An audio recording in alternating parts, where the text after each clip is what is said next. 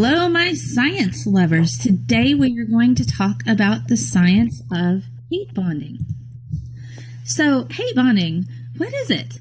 How does this happen, and why is this even a thing? Well, let's talk a little bit about the science behind all of this particular thing called hate bonding. Well, Medium recently reported on this, and they spoke with Jennifer Bosson, who is a professor of psychology at the University of South Florida. She says, similarity is the biggest factor in general, so I don't want to downplay the effectiveness of sharing likes, but learning that you share a negative attitude has a stronger effect and facilitates liking more. Now, Boston has been studying this since 2006. During her research, she learned that people tend to develop bonds quickly when they hate the same thing. A shared dislike or hatred of something seems to develop stronger bonds than the things people have in common.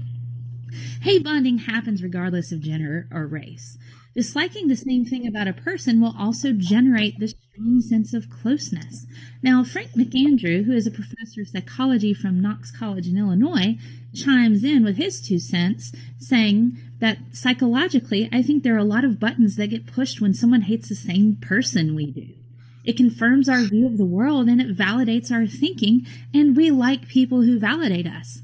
So, hate bonding essentially caters to various confirmation biases that we have.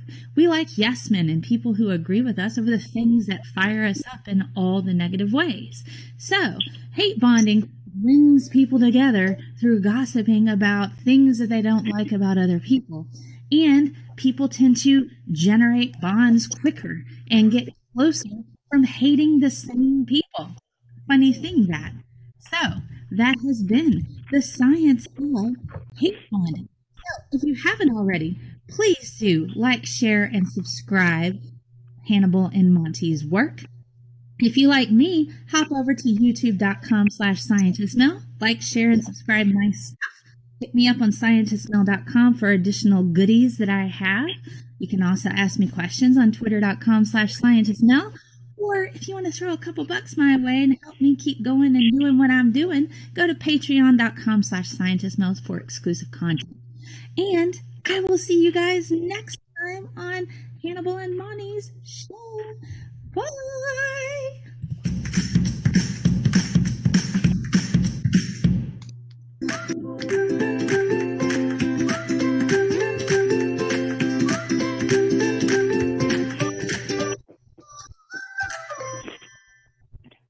What happens when a masked producer and a headphone-wearing comic book artist get together to talk shit, comic book shit, and political shit on the internet?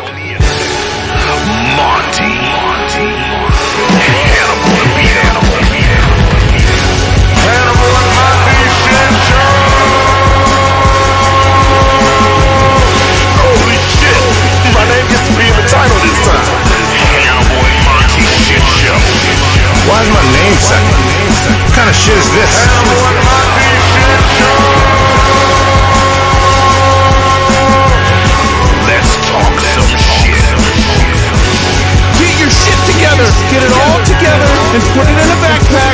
All your shit, so it's together. And if you gotta take it somewhere, you know? Take it to the shit store and sell it. Or put it in a shit museum. I don't care what you do. You just gotta get it together. Get your shit together. And we're almost there. There we go. Hannibal, take it away. Welcome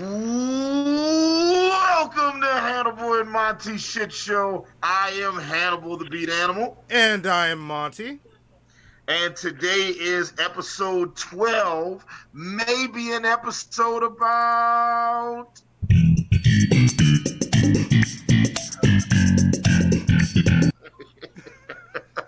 Nice. Or...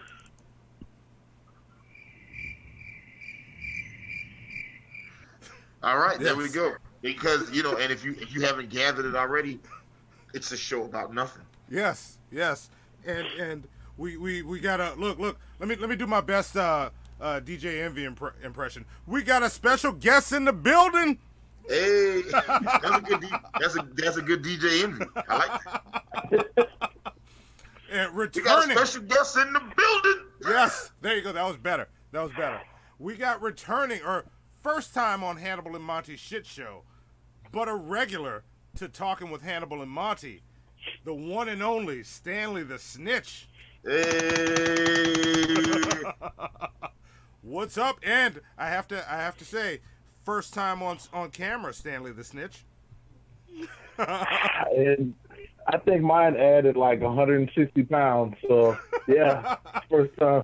Nah, I look. feel like Rick Ross before he lost the weight. Listen. Somewhere the mongoose is watching, and he's saying Monty's fucking fat. He's the fattest one on the show. Don't worry about it. Yeah.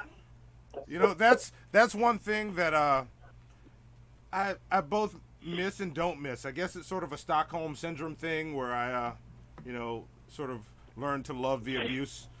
A little show could not start without a fat joke within the first 12 seconds. So, Right.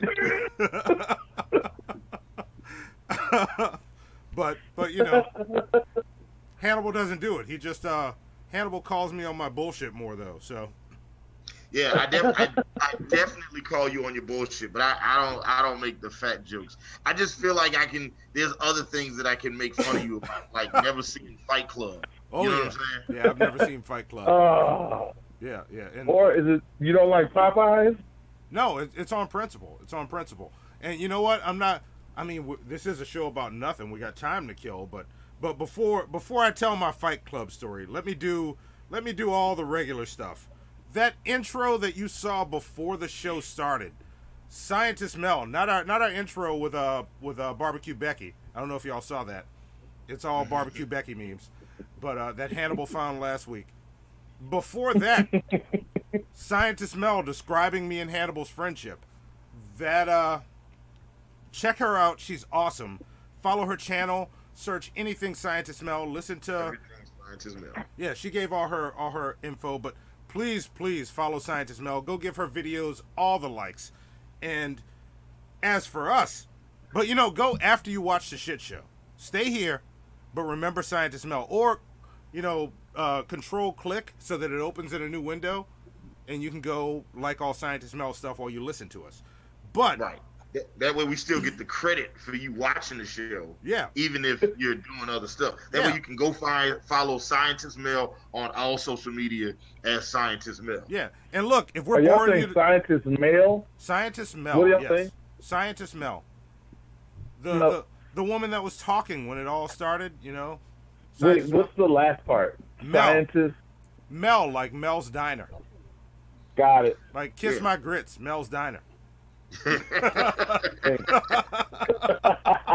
Right. Yeah, but Which in this new PC culture, you are not allowed to say "kiss my grits" no more. shit. Damn it. Oh, Right. yeah. Damn it. Now you have to say "kiss my corn" or oat-based products, because otherwise you're being racist to other breakfast food. Yes, that's true. That's true.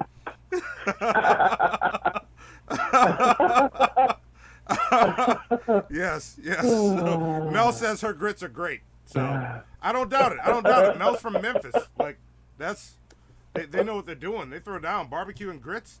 Like Yeah. when are you having me and Hannibal over for some grits, Mel?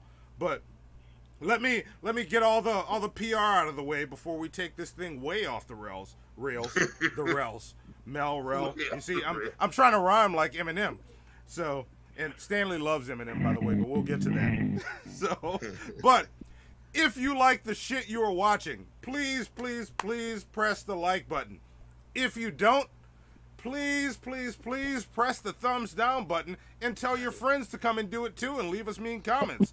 We love it. Bring it on. Right. Also, if you like it or hate it and you really want us to hear how much you love or hate it, donate to the stream at streamlabs.com, streamlabs.com/Hannibal and Monty Show. Your donation will show up on the screen and we'll read it out loud. So you can send us $5 and say, this show sucks. And we'll read it out loud and say, hey, this show sucks. So there you go. Spread the hate. Also, Hannibal will find you, track your IP address, and come fuck you up. So That's true. Hannibal's not as nice as me. But don't understand. There'll be no malice in that ass whooping, okay? Like I'm not gonna be mad while I do it. Oh, it's just the ass whooping they had coming. All right, fair enough. Yeah, you know what I'm saying? Fair enough. Oh, you e-thugging. You talking shit online now, huh? How about in person? And also, if you want to have your voice heard on the show, call our voicemail 626-686-7448. Find us on Facebook, facebook.com/Hannibal and Monty, or Instagram, Hannibal and Monty. With all that said, that's all the shit I had to get out of the way. Hannibal and Stanley the Snitch, let's talk some shit. Yeah. So We'll first things first. We'll get to that. How was everybody's Jesus birthday? Mine was good, man. I had raccoons. Wait, did you what? get a pet raccoon or you ate a Right. raccoon? I ate a raccoon. Okay, that just so you know, that was the worst of the two options. But go ahead. I want to know. I need more information. Apparently, I've been eating it since I was a kid, so it's crazy. I don't know. Every time I go home, my mom's like, "We found some raccoon for you," and I'm like, "Cool, let's cook it up," and I eat it. And I brought some back with me to Texas, so yeah, mine was pretty mellow. All right, that's some random shit. Hey, but your face is.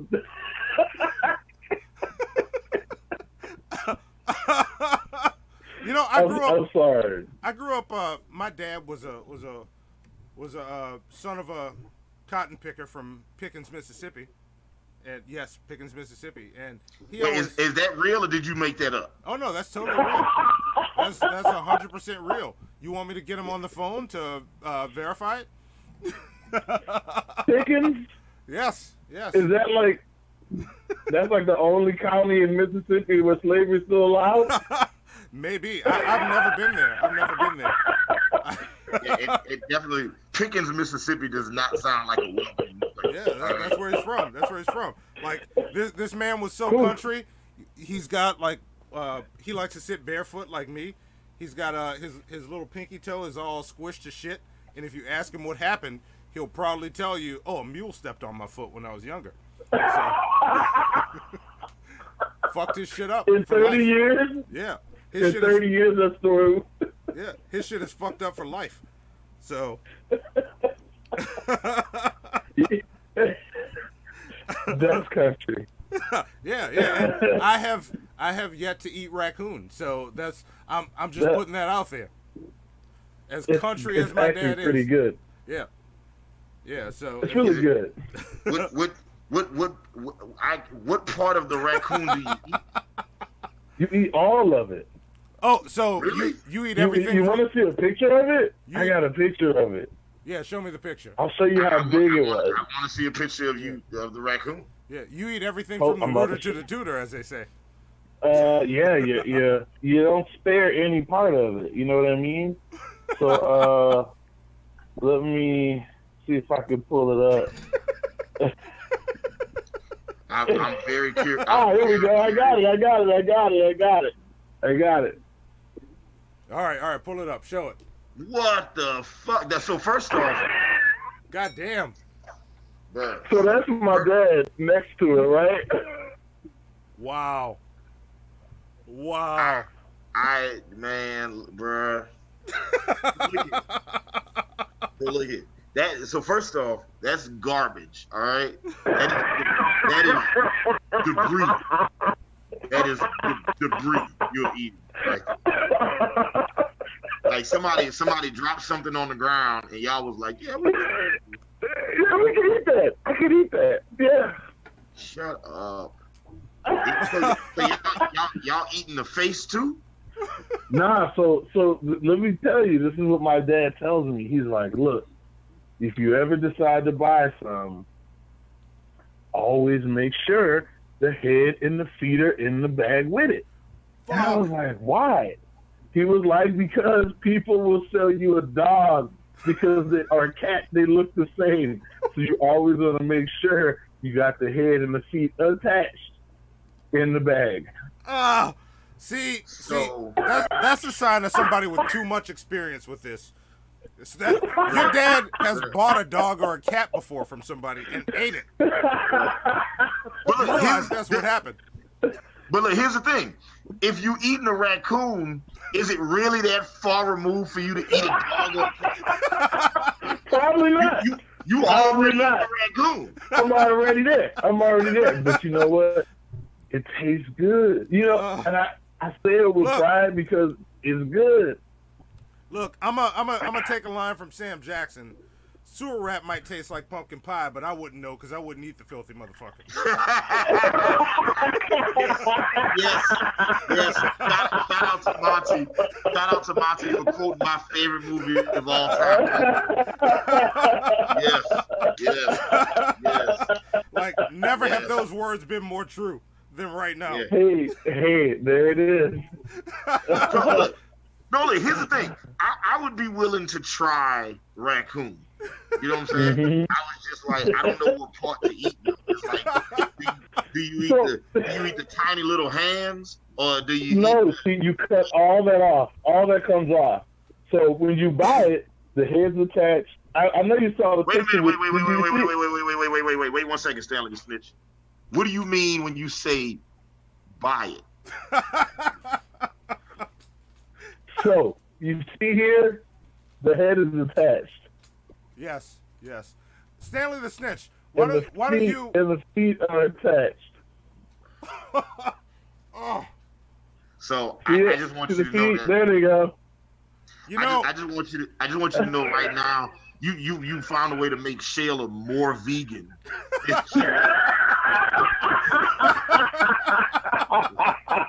Congratulations. Wow. See, I'm only grossed out because it's a raccoon. If that was a pig, I'd be like, oh, look at all that fucking bacon. But that's a raccoon, man. But look, you know what though? It's like, you know, you use every part of meat, you know what I'm saying? And look, hey, you know, I'm not knocking it, you know what I'm saying? Because there might be some good meat on the raccoon face, all right? So,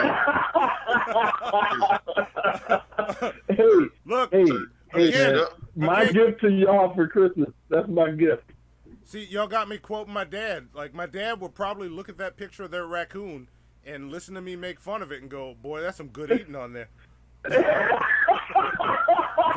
That's his line. Boy, that's some good eating.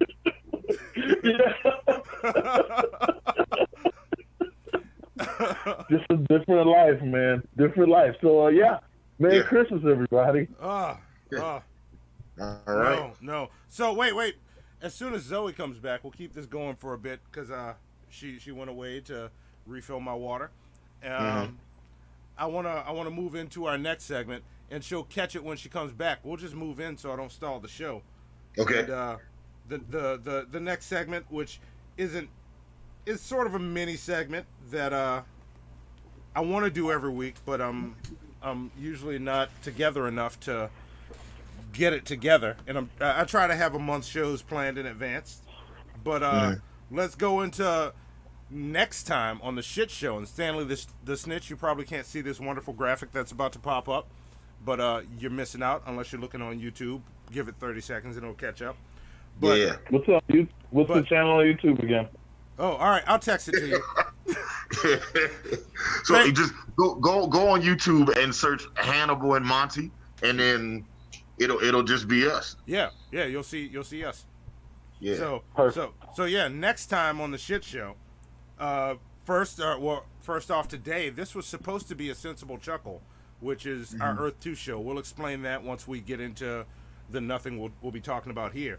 But that's going to be next week, and that should be a good time. And it's going to be a weird fucking show. Get ready for it. We got 2 weird shows planned, which I'll get into in a second. And then after Sensible Chuckle on December 6th, we will be appearing on the sister show to the Drunken Peasants. I think it's Altered Reality. Yeah. I can't remember the name for sure. I don't know if y'all are watching Peasants and you're not too drunk. Let me know if I got it right. They're still reeling from the effects of eggnog, which is the most white people drink during the holidays. It is, but I drink the fuck out of it. Like I just gotta say. So, what are the, like after you do this section where you tell them what's next up?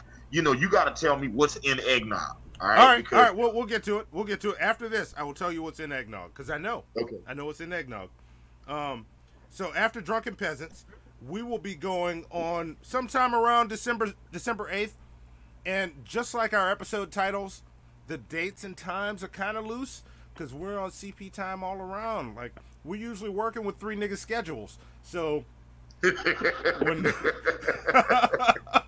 so sometime around December 8th, we will be revisiting the Drunken Place, which means we will be taking, what do you think, 4 or 5?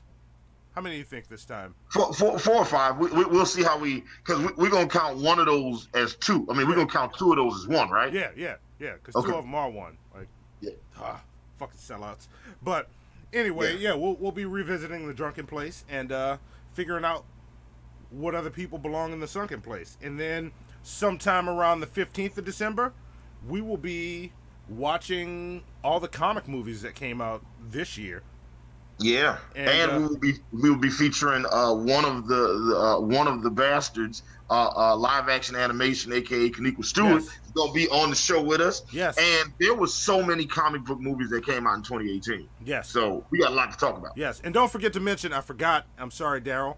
Daryl will be with us for his first ever appearance with Hannibal and Monty on a show. Yeah, on the episode before that, talking about the Sunken Place. That's right. He's going to be on our Sunken Place episode. Yeah, so that's going to be one of my favorite motherfuckers ever. And I may have the mongoose call into the voicemail so that you can relive the Double Dutch Rudder story. Because that moment is still one of the most hilarious moments in my life. Watching the mongoose almost get punched by Daryl, meeting him the first time. Fucking great. I forgot all about that. Yeah. Yeah, the way, like, dude was holding his phone like this. I thought he was going to snap that motherfucker in half trying not to hit the mongoose. and then both my favorite idea and the idea that will haunt me for years to come for the next 2 shows.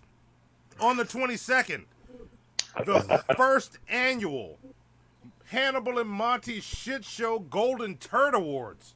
Oh yes, okay, yeah. That's not the show I thought you were about to tell them about. No, that's the next one. But that's before that is the first annual Hannibal and Monty Shit Show Golden Turd Awards. You do not want to miss that episode. Yeah, that is going to be a great episode where we're giving out a bunch of awards for 2018. Yes. And it is going to be fantastic. Yes. And just like my new mask. Yes, your mask is badass. And we just confirmed our guests for that show, which will be the guys from the Geek Room. I don't know if it's everybody, but we got the guys from the Geek Room coming. And you know what? There's probably an award going to the Geek Room, so they won't want to miss it anyway. So they can be here to claim their golden turd on camera. And golden turd is not an insult. Your show's not a turd, Geek Room. You guys are awesome. We love you. Yeah. So, just because it's a golden turd with a shit show, we can't give you, like, the Spire of Justice or something. Like, everything's got to be shit themed. So just deal with that. But and wait, so the guy on here on the YouTube, the next dude. Yes. Oh, you're breaking. Yeah, you're breaking up, but we hear you. Oh, I'm sorry. The next man? Yes. Next time. This dude made millions from being, like, physically deformed. Yeah, you're breaking up bad. Check your audio, Stanley the Snitch. Something's up with your audio. You're coming in crunchy. But we got it. We got it. Yeah, you coming in crunchy like Crunchy Black from yeah, there we go. Yeah, you're starting to sound like Kodak Black. You getting your black. Look, Monty, you're getting your blacks mixed up, man. Oh, that was the wrong black? All right, sorry. Crunchy Black is different from Kodak Black. All right, they're 2 different blacks. There we go. We can hear you now. Yeah, we got you. All right, and then the final episode of the year of the month of January will be excruciating, and I already started it tonight before this show. The title of that episode is episode whatever number it is. Look at this photograph. We might be on time because our guest is a white girl on January 29th. So she might be able to. I'm back. You're almost back. You're almost back. We got audio but no video now. Yeah. But, okay. Yeah, she might be able to keep us on schedule, but. Okay, then we got your video back. Yeah, we got your video, but we now, will be. Say some words. Stanley the Snitch. Words.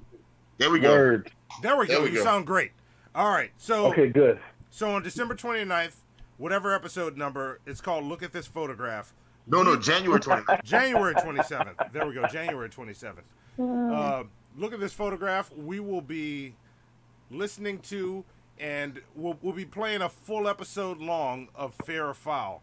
And it's Fair or Foul, Nickelback sucks. And to answer that question, we will be listening to all 9 Nickelback albums. Yeah, and he did say 9. He said 9 Nickelback. So we're trying to stay where every month when we're going to do one show where, for your pleasure, we torture ourselves. Last month we did it with the Transformers movies. Oh my God! I'm laughing at Benny in the thread because he asked if we want some raccoon. So which the answer is, no, we do not. But okay, so here's the thing: if you make some raccoon, I will eat some raccoon. Right? Even though I will taste a little bit, just so I don't want to be one of those people. I want to open myself up to experiences. You know what I'm saying? That's what it's about. I don't know. Maybe. God Look, Shayla's suggesting Tyler Perry movies again. Yeah, Stop it with that, Shayla. Stop it. Yeah. Leave it to my girlfriend to find the maximum amount of torture. Like we already did the Transformers movies like last month, and then we're gonna do this month, and then we're gonna do the fucking Nickelback. And look, and now we're gonna turn around and then do Tyler Perry. But you know what? One of the Tyler Perry movies for February for Black History Month. Yeah. That sounds like some good torture. Maybe. We'll put it to a vote. But I'm gonna say this: like this is what we signed up for, and what I signed up for, because I don't expect y'all to do what I do, but I got my 15 play rule. But 99 songs, 6 hours, 15 minutes, and 36 seconds of Nickelback is what we have to listen to, and I'm going to do that 15 times before that show rolls around. First off, fuck is all this we shit you talking about? Start there, all right? Wait a minute. No, I'm with you. I'm ride or die. You know what I'm saying? Like, I just wish you hadn't said 9 Nickelback albums. Yeah. It's just... And do you like how I asked you if you wanted to do it before I told you how many albums there were? Yeah. That was trash. You a bad friend. That's good. I feel like Monty is like secretly trained as a spy. He just uses different things to try to like mess with you, but then he gets you to do what he really wants you to do. Like just like what he just did. Like, oh, you want to kill yourself? Okay, whatever. Just do what I ask you, man. You know, man, that sounds like a good idea. He changes everything up. He does all kind of stuff. He's great at it. I don't change things up. I just omit the details that might make you want to turn away until you commit. Just like any good salesman. That's not a good salesman. It's not a good salesperson. It's not a good salesperson at all. But, and look, Stanley the Snitch is just mad because it took him a whole day to realize that the people at Men's Warehouse did not permanently ban him from the store. Like, I prank him all the time. That's one of the things we do. See what I mean? See, this is all the weight of just one of the most important things in my life. And this dude does this. Like, who does that? But he makes you feel confident in the bad decision that you're falling into. Like, hey, man, this is why other people go to prison. And this guy's sitting at home like, hey, man, I'm sorry you have to go to prison for the rest of your life. I thought it was a good idea. Your mic is crunching up on us again. I don't know what's going on. I heard you, and I'm sure the audience heard you, but it's sounding jumbled. But yeah, you sound like Soundwave from the Transformers movies. Yeah. Okay. Not cartoon Soundwave. Yeah, maybe. Are you close to your router? Is there a better place in your place that's closer to your internet? Let me try to open up. Hold on. All right. See, now you sound good. Yeah, you sound good when you got where you were. Yeah, you sound good now. You sound great. And I promise this is not me fucking with you. Check with the live chat. I feel like this is what you're doing to me again. There you go. No, good. It's official. Like you sound good now. Yeah. And like a second ago, it sounded crunchy. Yeah. You know what I'm saying? Yeah, you're good now. Right, I'm good. Okay, I'm good. Okay. Yeah, no, we spent like that story. We spent it was me and Hector causing trouble at Men's Warehouse, being too loud, and we told Stanley the Snitch that it was his fault. And that the store clerk said that they wanted him to never return to that store again. They were pissed, and he stressed about it all night, like to the point where he looked physically upset. Like he looked like he was gonna pass out. He was that anxious and upset, and I had to break it to him, like, dude, it was just a joke. I'm sorry.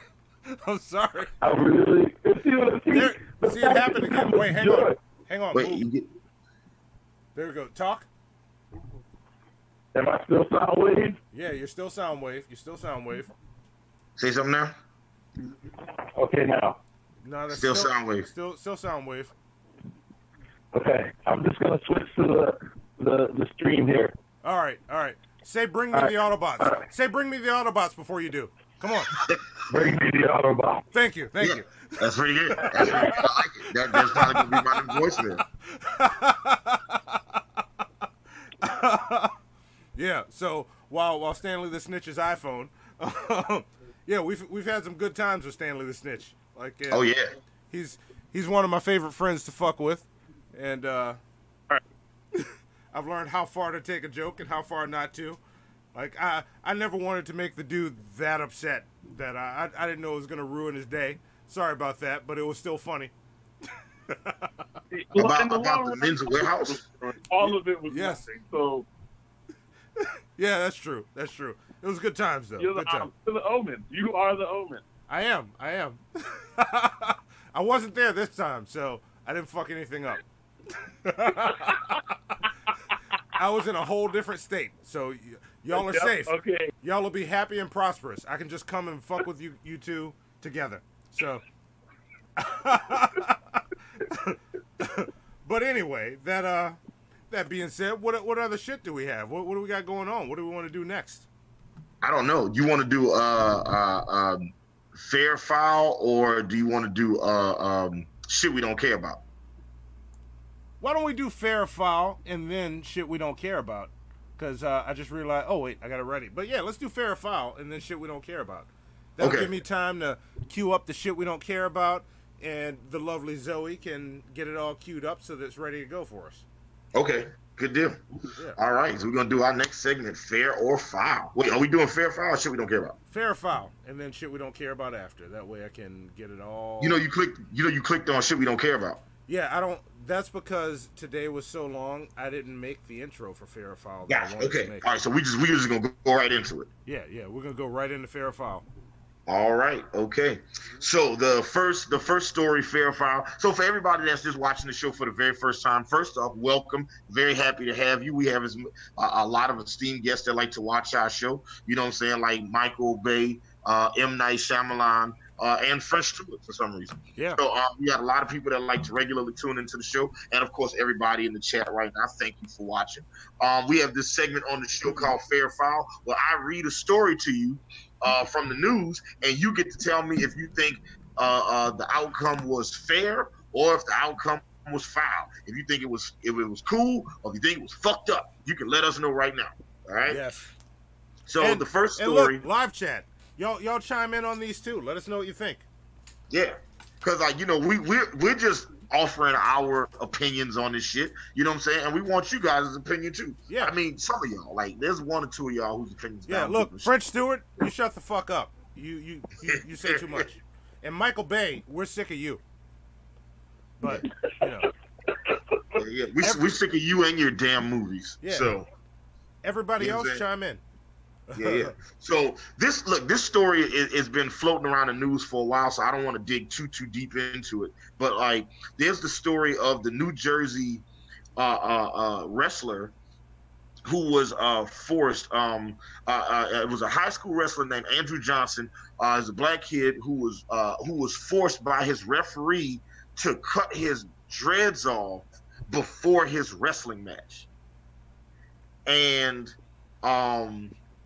the press reported that the New Jersey State Interscholastic Athletic Commission Association has recommended to the New Jersey wrestling officials that Mahoney not be assigned to any event until this matter has been reviewed more thoroughly in order to avoid potential distractions from competing wrestlers. The referee said that he told him to cut his dreads off because it didn't adhere to the hair regulations instilled by the New Jersey Athletic Commission. However, this kid has wrestled a bunch of times, and this was the first time somebody ever told him that he had to cut his dreads. He ended up having one of his coaches ended up assisting him in cutting his dreads off. He ended up wrestling and winning his match. Wow. The question is, was it fair or foul that they made him cut his dreads off? Well, I got questions first. Go ahead. Questions. All right. I know it's the dreads. What about white kids with long hair? Do they have to cut theirs? I don't think so. That is a good question, and I don't know if that has ever happened. But I can say for me it's foul. It's definitely foul for me. I'm leaning towards foul. But I don't want to call foul without making sure I clarify all the stuff that I think should be clarified first, which I think will be what I think. So they said the referee told him that he would either have to cut his hair or he would have to forfeit the match per state rules. And wow. the referee that told him this had apparently used a racial slur towards a black colleague, another referee, Preston Hamilton, at a social gathering. Yeah, we're done. We're done. Foul. We're done. No more questions. Foul. Stanley the Snitch, where you at on this? I saw that. But you know what, though? Just to go deeper into it, I don't know. Didn't they, he didn't have to do that. You know what I mean? He didn't have to cut his hair. But he did it because he wanted to win. That sounds like what happened because he was in overtime and all kind of stuff. And I don't know if this is going to be a racial thing because it didn't seem like the kid was opposed to doing it.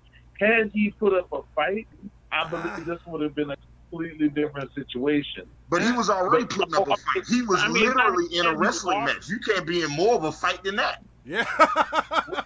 That's true. You want him to do two fights. You want him to fight. You want him to fight the nigga that he's fighting, and then you want him to fight the motherfucking barber too. Yeah. You want him to wrestle the person he's wrestling and wrestle racism. Come on, Stanley the Snitch. Come on, man. Racism. I'm just saying. At the end of the day, this is gonna be something tough that we have to deal with. Do I think it's fair? I don't know. You don't know? Wait, and you just reminded me of something. Seeing your reaction, because this is Stanley the Snitch came down and visited and made good on our bet that happened on the little show. I'm gonna start posting clips so you'll see the bet we had about whether Cyclops is a woman beater, but I'm not getting into that right now. And because Judge Hannibal ruled that I won, Stanley the Snitch made good on our bet live on my Facebook page, which I'll find that video and add it to the clips that I put on the Facebook page and on the YouTube page, youtube.com/Hannibal and Monty Show, facebook.com/Hannibal and Monty Show. You'll be able to see all of this. Where was I going? That's where I was going. When Stanley the Snitch came to visit, we started discussing Flat Earth. We might need to get him on with E Green and see what goes on. Stanley the Snitch does not believe the Earth is flat.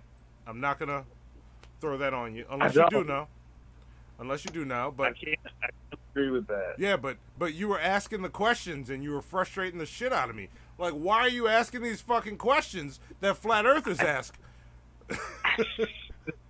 I just wanted to see what your point of view was. But, you know, I'm a curious guy, man. You know, I ask a lot of questions how you live your life, you know? You ask questions, you find out. You do ask questions. But, you know, some things just aren't true. I'm like Charlamagne Scott. I ask the hard questions. Nobody want to answer those. Oh, I answer them all. I ain't scared. Bring it on. But anyway, next fair or foul. I'm sorry. Didn't mean to derail fair or foul. No. You're good. This is why we have it, so we can have these conversations. Yes. All right. The next story in fair or foul. Hold on, I'm trying to pull this up real fast on my thing. Okay, so Stephen A. Smith, the outspoken sports journalist, came under fire recently for remarks he made about Josh Gordon's mental health. Now, you don't have to know these people to be able to chime in on the story. I'll give you guys the broad stroke details. Josh Gordon recently announced he would be stepping away from football in order to focus on his mental health.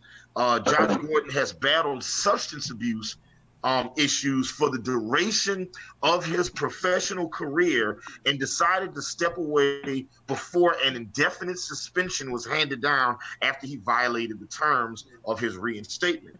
Stephen A. Smith weighed in on the situation, but offered what a lot of people feel like is a tone-deaf response to the seriousness of addiction and mental health. Stephen A. Smith said, "I don't want to come across as harsh or unsympathetic to Josh Gordon, but let's be very, very clear here. You got a whole bunch of people out there talking about it's a disease because it's an addiction. Well, I'm not going to debunk or eliminate the notion that it's a disease, but how did it become one? Because you can't get addicted to something if you never try it. This isn't cancer. This isn't Alzheimer's disease or dementia or something like that. This is self-inflicted." Stephen A. Smith's comments, Foul. fair or foul? Foul. You think it's fair? Yeah, foul. Stanley the Snitch? I don't know, man. See, a lot of my answers is not going to be what you think. You know what? It can be whatever you want. This is you. You be you. What Smith is saying to me. Can I say that Emily wrote foul like 1,000 times? Yes. Foul. Josh Gordon has had issues everywhere he's gone. Let me tell you, man. There are multiple athletes playing right now, NBA, NFL, whatever, that are smoking weed or doing whatever they're doing, and they're still playing. Mm-hmm. Josh Gordon is a product of what happens when you do that shit on a different level. You took it too far. He took it too far, and he made it a priority over making millions. But so at the end of the day, I believe that's fair because that's your main priority. Your priority isn't playing football anymore. Like I said, look, I'm gonna stop you there. He started cocaine before every game, and still was. I mean, that didn't make him a bad player. He just liked to start cocaine and hit people. That was it. I'm gonna stop you right there because the question was Stephen A. Smith's comments, fair or foul? Not what he did. Fair. Huh? Fair. You think they're fair? I strongly disagree. Like that, those comments are dismissive as fuck to anybody with addiction problems. Because because let me tell you, you still have to have. This is what I mean. You still got to pick up that pipe. You still got to do the act. You know what I mean? And no matter what drove you to it, you still picked up the act. You still had the intention of whatever it was, self-medicate, making yourself feel better. You do that. You know what I mean? Whatever the product your environment is, you still pick up whatever it's going to be, whether it's a pack of Twinkies or whatever. So you're saying... I don't see that somebody just being like Josh Gordon is, oh, Josh Gordon, I got a problem, mental status. No.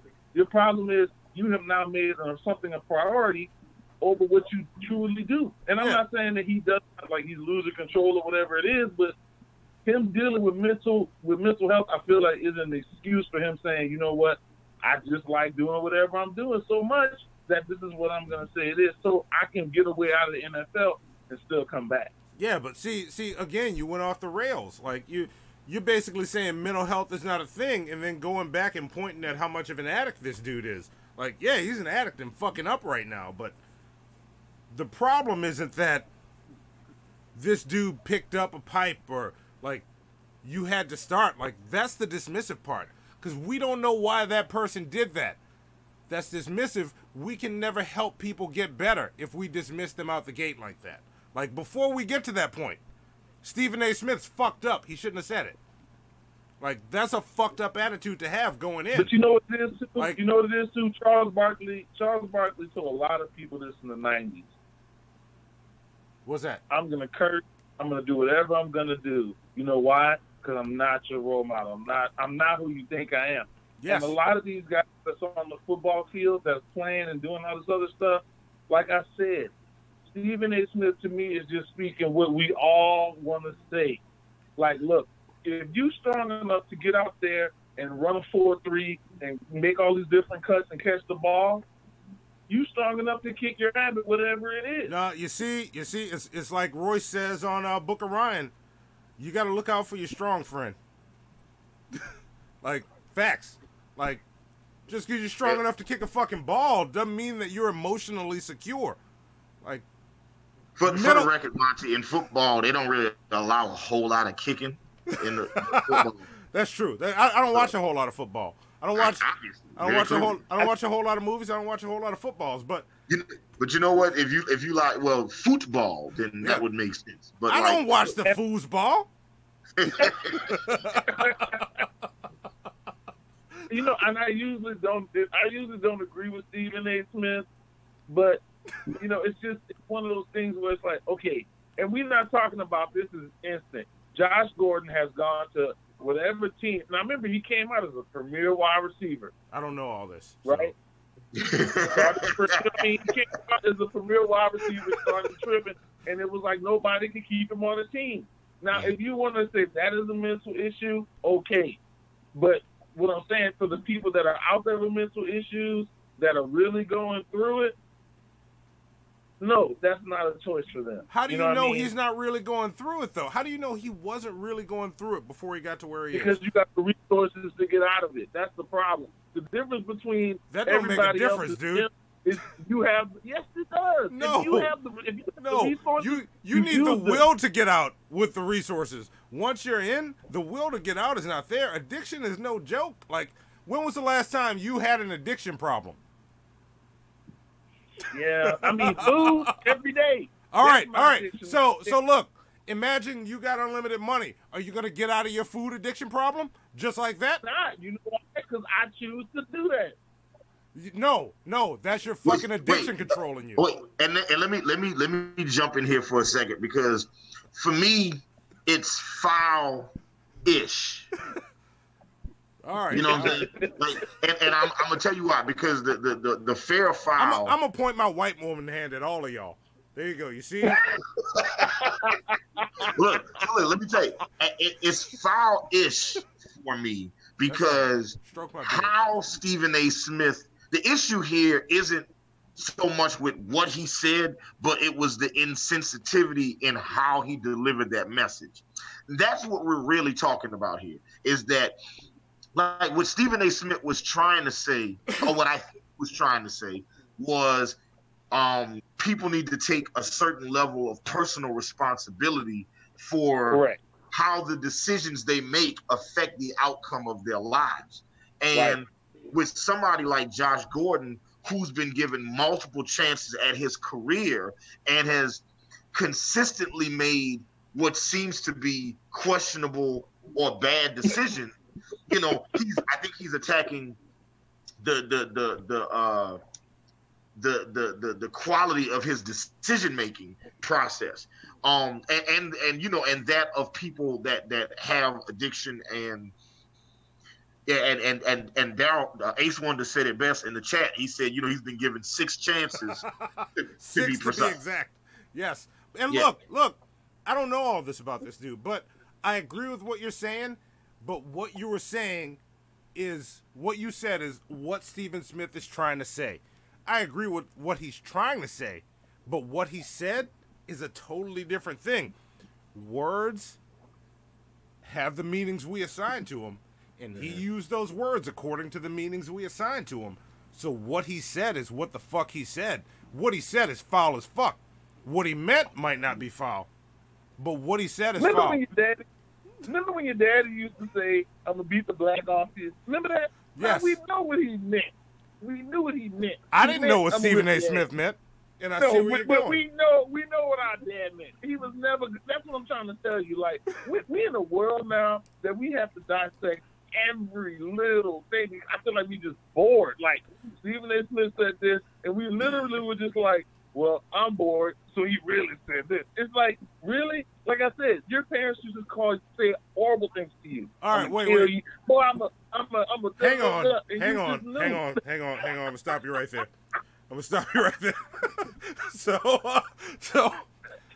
So wait, what side are you on? Like, are we talking about what he said or what he meant? Like, what are you? I'm talking about he said something. It was how he. It didn't even matter how he said it because it was whatever a tweet. There's no emotion attached to it. So how do we pull emotion from it? I heard what he said, and what he said was foul. But I agree that he might have meant what Hannibal thought he meant, and that's fair. But what he said was foul, flat out. Yeah, and like I think that the thing that Stephen A. was pondering at was like there are certain. Was he pondering? Because I've heard Stephen A. Smith talk.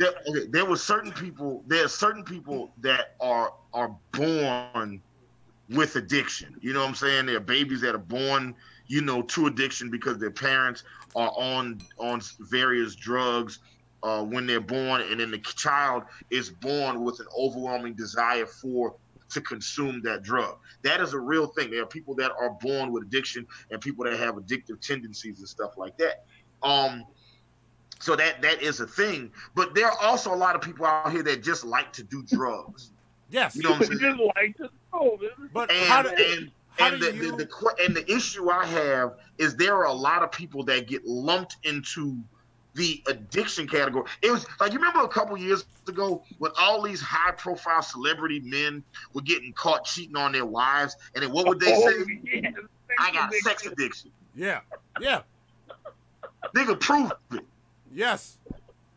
And that's the thing. You can't prove it, and that's what makes it, and it's like, what Stephen A. was saying is like, look, at a certain point, you got to get addicted to drugs, which means you had to try the drugs. So at what point does personal responsibility enter into the equation? I'm not saying I like the way he delivered the message.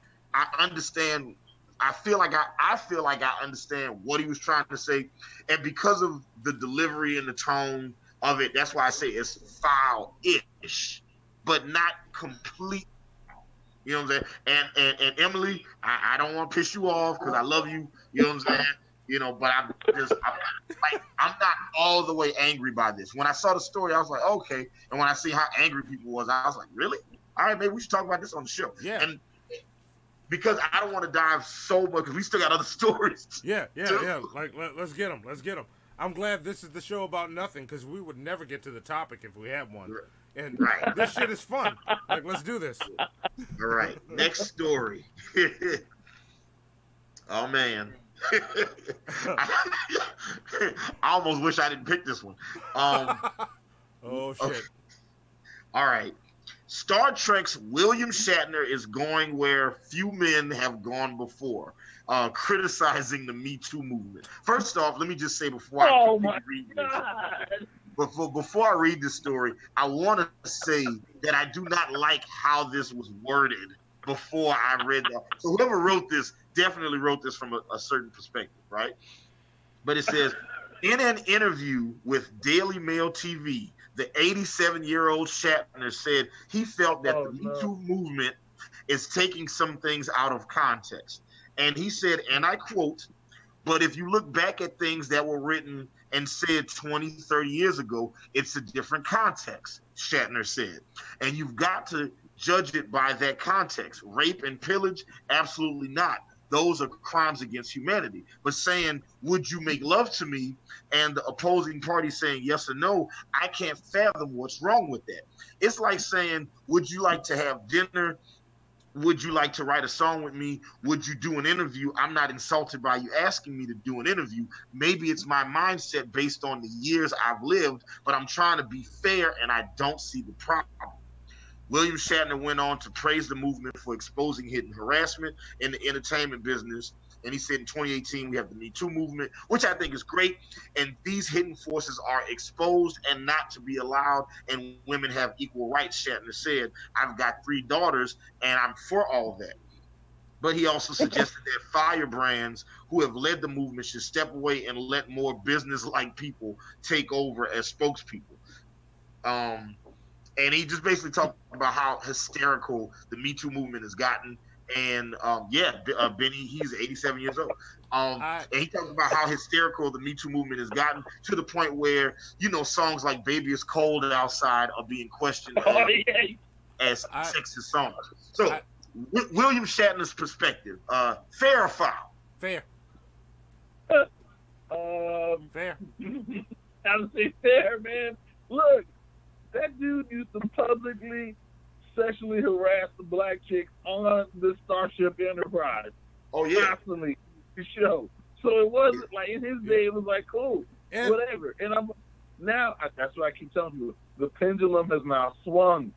Men, even though we are still seen in society as the tough guys, we can still not have feelings. So we still have to go that same route. It's the same thing. You know what I mean? Like, we're dealing with the pendulum swinging, and we have to deal with it. But those guys were born back in the day where you could say, nigga, just jump off and say it, and nobody would ever say anything to you and even think about it. You could have a family 3 miles down the road, and it was considered that's just what he do. So it's not something that I feel like William Shatner is at fault for. I just feel like he's fucking old. He's 87. Look, I feel like you can say whatever slur, whatever the hell you want to say. I'm 87. But I'm going to say, why does his age factor in? Like, it's...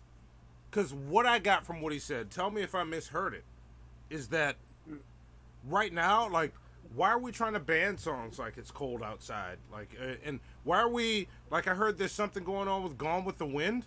Like, why are we getting rid of shit? Why are we destroying the shit from the past, literature and art, like music and fucking novels, because they said something that is not acceptable now? Why can't we teach our kids that are reading that this is how fucked up we were, but this is still good literature? We're better now. We're overprotective. I told you. Yeah, and look, like Dave Chappelle said, we're about to be a society full of bitch-ass niggas. Let's stop it.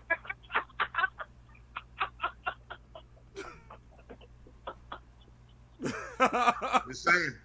You're not wrong. Like, I can see it. We're not that far removed from them pulling Forrest Gump off of TBS because it's mean to people that are learning disabled. I'm like, did you watch the same movie? This nigga created Apple. Fuck you talking about? Yes. He saved it. Like, if we keep trying to protect everyone with every little action, we're going to get to the point where we're living in the Star Trek world where we're all wearing the Earth uniform, but we have to walk around like this and stay in arm's length apart all the time. Fuck that. I don't want to live in that goddamn world. Kill me now. Well, look, I'm telling you, motherfuckers are already doing it. They're literally wearing the tightest clothes they can possibly wear, so that's close to spaces. You know what I mean? We're that's out here. Look, I'm telling you, like, we literally make our society. I think we're just threading it out. The aliens will hit them, be like, we're taking over your planet. We'll be like, let's talk this out. There's this laser beam us and we're gone. It's just, like I said, the pendulum has swung, and now the things the way they were, they're not. Like, our parents are freaking out. We'll soon be freaking out. Think about it. When our parents were our age, they were like, what the hell is my son listening to? NWA, this is stupid. Yes. Now we listen to 21 Savage. We listening to, wait, these guys, and it's like, you're listening to 21 Savage? Huh? You're listening to 21 Savage? Wait, no, I actually like 21 Savage. Never mind. Keep going. He's the one I like. I just think that at the end of the day, this is something that's naturally going to happen. And you know what? I think we need to stop interviewing these old-ass people because they don't care. Like, why are you still interviewing William Shatner? It's not like he's about to make a comeback and be the new lead for the Star Trek movie. Leave him alone. He's going to say Quincy Jones went clean off. I don't know if y'all saw what Quincy Jones was saying.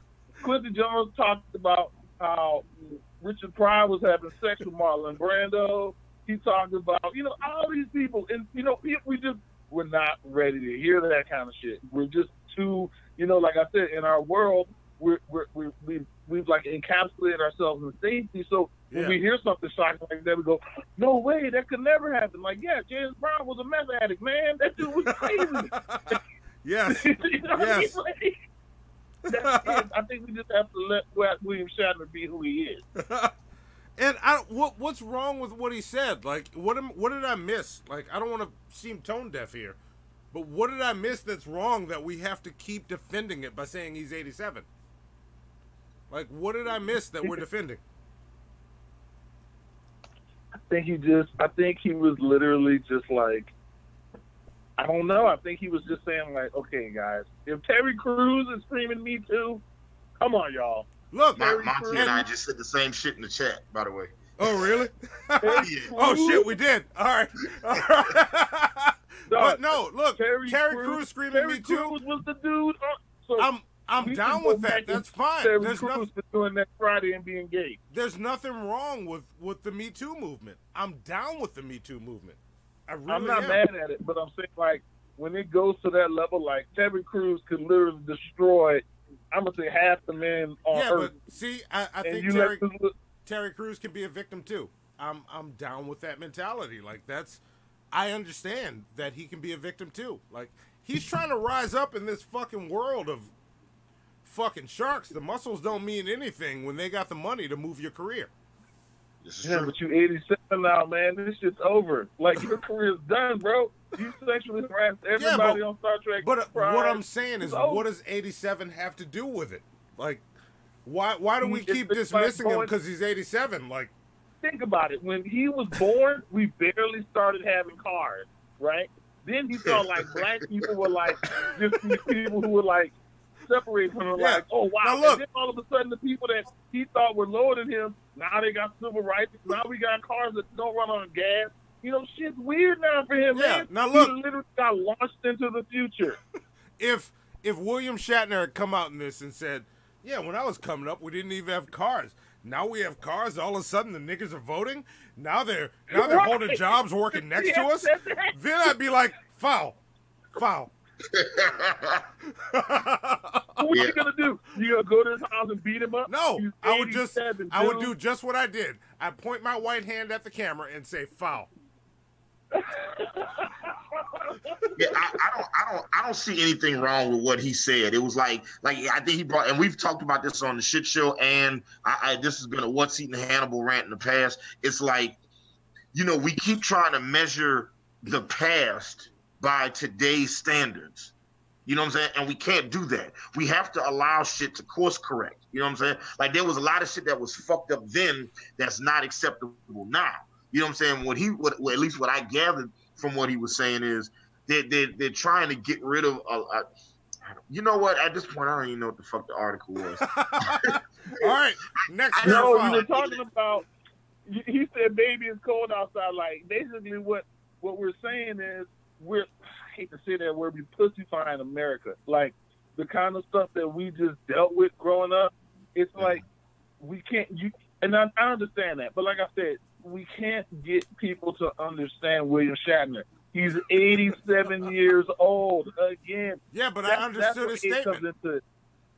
Like, okay, Monty, picture you being launched 16 years into the future, right? And right now you roll around on a car with tires. Now cars don't even have tires anymore. They just float and they go off farts. In your mind, you're going to say, I don't understand. And then they have a movement that says, I don't want a porpoise hole at the top of my head. Me too. In your mind, you say, man, I don't even care about what the hole on the top of your head does because I'm 87 years old. You know what I mean?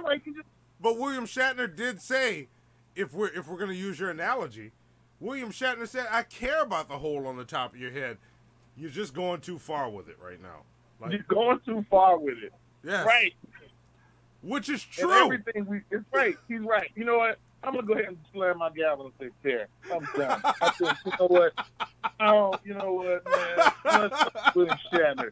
Half you motherfuckers love him. So stop acting like, oh my gosh, William Shatner. You watched him slap the black chick on the ass your whole childhood life, and all of a sudden, when you were saying, oh, well, now all of a sudden you just don't like him no more.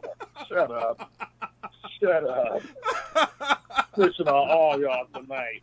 Shut up. What's next, Hannibal? I don't even know. Okay. What's next in fair or foul? Let's see.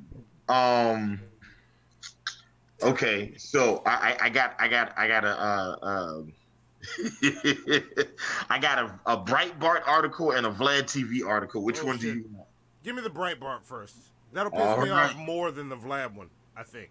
Let's see if I'm right. Give it to me. All right. So, Breitbart posted an article called 7 Times Liberal Hollywood Celebrities Wish Violence Against Trump in 2018. Okay. So, is 7 times Hollywood celebrities wished violence against Donald Trump in 2018.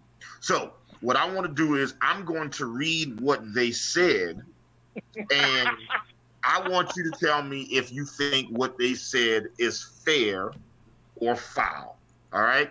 And everybody in the chat, I want y'all to chime in too, because I want to know what y'all think. So the first one came from Peter Fonda, and he said, we should rip Baron Trump from his mother's arms and put him in a cage with pedophiles and see if his mother will stand up against the giant asshole she is married to. 90 million people in the streets on the same weekend in the country. Fuck.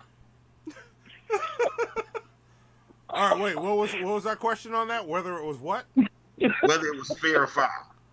Whether him saying that was fair or foul? Yeah, it's kind of foul to say that about our kid. Yeah. Yeah, like I'm not for Trump. Melania, I think Melania is in sort of maybe innocent bystander. I don't know much. I don't know enough to make a judgment. But that's still their kid. Like, if I was the biggest piece of shit in the world and somebody said that about Zoe, somebody's getting a brick to the head or something's getting thrown at their head that's going to put them in the hospital. Because she had nothing to do with it. Innocent life. Yeah. Innocent life. I get it. If you want to beat him up, no problem. I'm cool with you. And like Emily, while I agree with you, Emily thinks it's fair that he's drawing a parallel to paint a picture. Don't use the kids to paint the picture. So I don't have an issue with him using the kid. I think my issue is put him in a cage with pedophiles. Yeah. Yeah, I got a problem when you should always be able to prove your point without bringing someone's child into it, because the movie and the Jet Li, but keep in mind the whole issue was about Donald Trump thinking it was okay to put kids in cages. Oh no, I get all that, and he's a piece of shit for it. But my thing is, aren't we supposed to be fucking Obi-Wan taking the higher ground while Donald Trump burns in the fucking lava below? And see, he ain't burning. He's not burning. He's like King Koopa. He's not burning in the lava. We hope that he would, but he's not. Yeah, but look, that don't mean. Look, I don't take the. This is my second time referencing the Breakfast Club. I don't take the Charlemagne approach. When they go low, let's take it down to the flow. I'm more than Michelle Obama. When they go low, we go high, and I know how I feel when someone even whispers a threat about my daughter.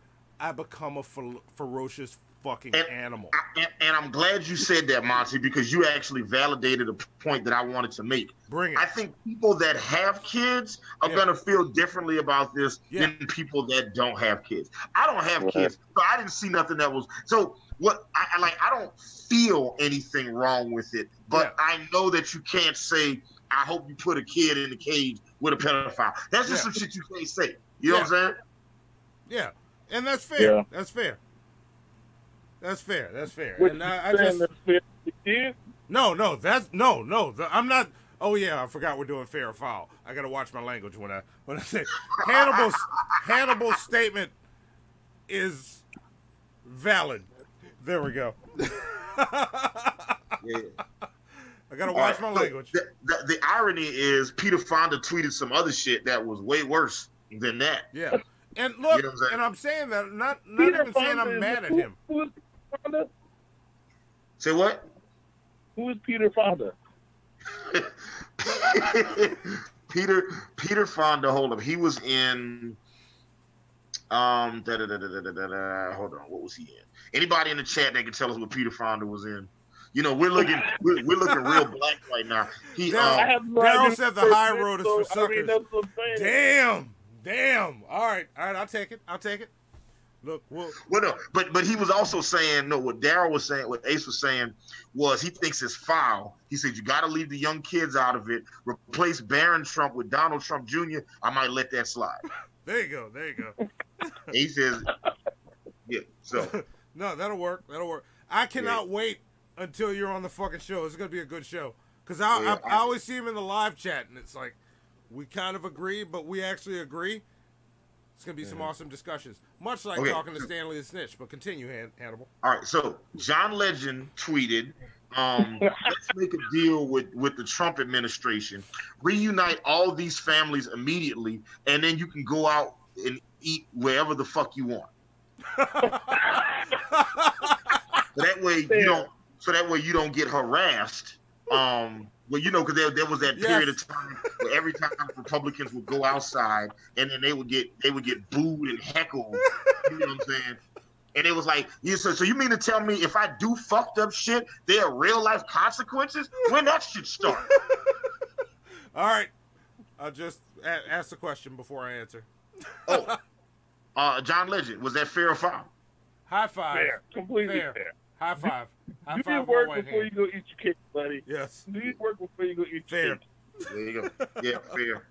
And I'm not a big John Legend fan, and it's not that I'm anti John Legend. It's just that every time he sings, I feel a collection plate just coming around, no matter where I'm at. He's a building fund, tired. We got to pass his love, all that. He's just saying, give me the green light on this building. Like let's make this happen. You go whatever the fuck you want. You can eat whatever you want. I'm ready to build right now.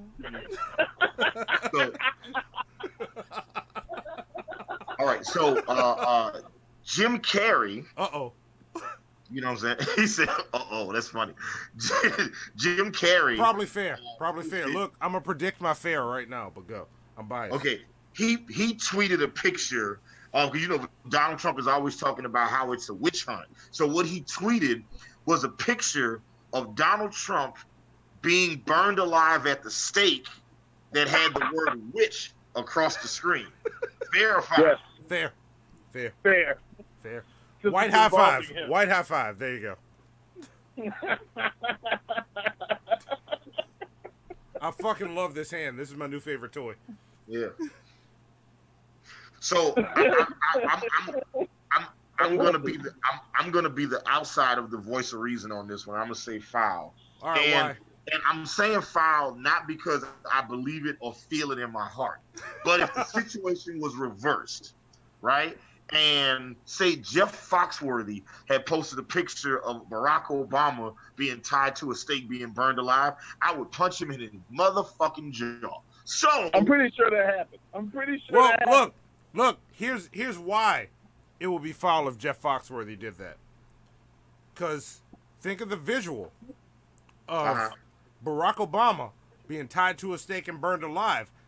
It doesn't harken back to the Salem witch trials. It goes back to Klansmen burning niggas. With Donald Trump, it's the Salem witch trials and burning witches. Because he said it was a witch hunt. That's why it's fair. That's why that one will be foul. Yeah. It paints two different historic visuals. I like the description and the violence of it, so I'm actually in for it. I'm gonna say fair.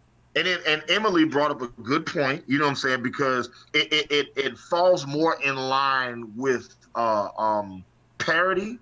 Because you know it's almost like a political cartoon. You know, he was saying, you know, he's always talking about the witch hunt, the witch hunt, the witch hunt. Well, it's not a witch hunt if we're actually hunting a fucking witch. True. You know what I'm saying? Yeah. Yeah. So, you know. But still, I always try to err on the side of, you know, I'm not going to do it to you because if you do it to me, I'll fuck you up. Yeah. So. And I usually play when something happens to Trump, I play what if that happened with Obama?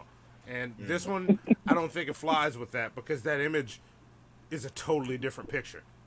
And I'm like, and anybody painting it knows how different of a picture they're painting. Like, they might know what they're trying to say. Like Stephen A. Smith was trying to say something else. But they should also know that they are not saying that thing that they are trying to say. This is true. This like is true. Right now, you are obviously not saying the thing you're trying to say if it was Obama burning on a stake.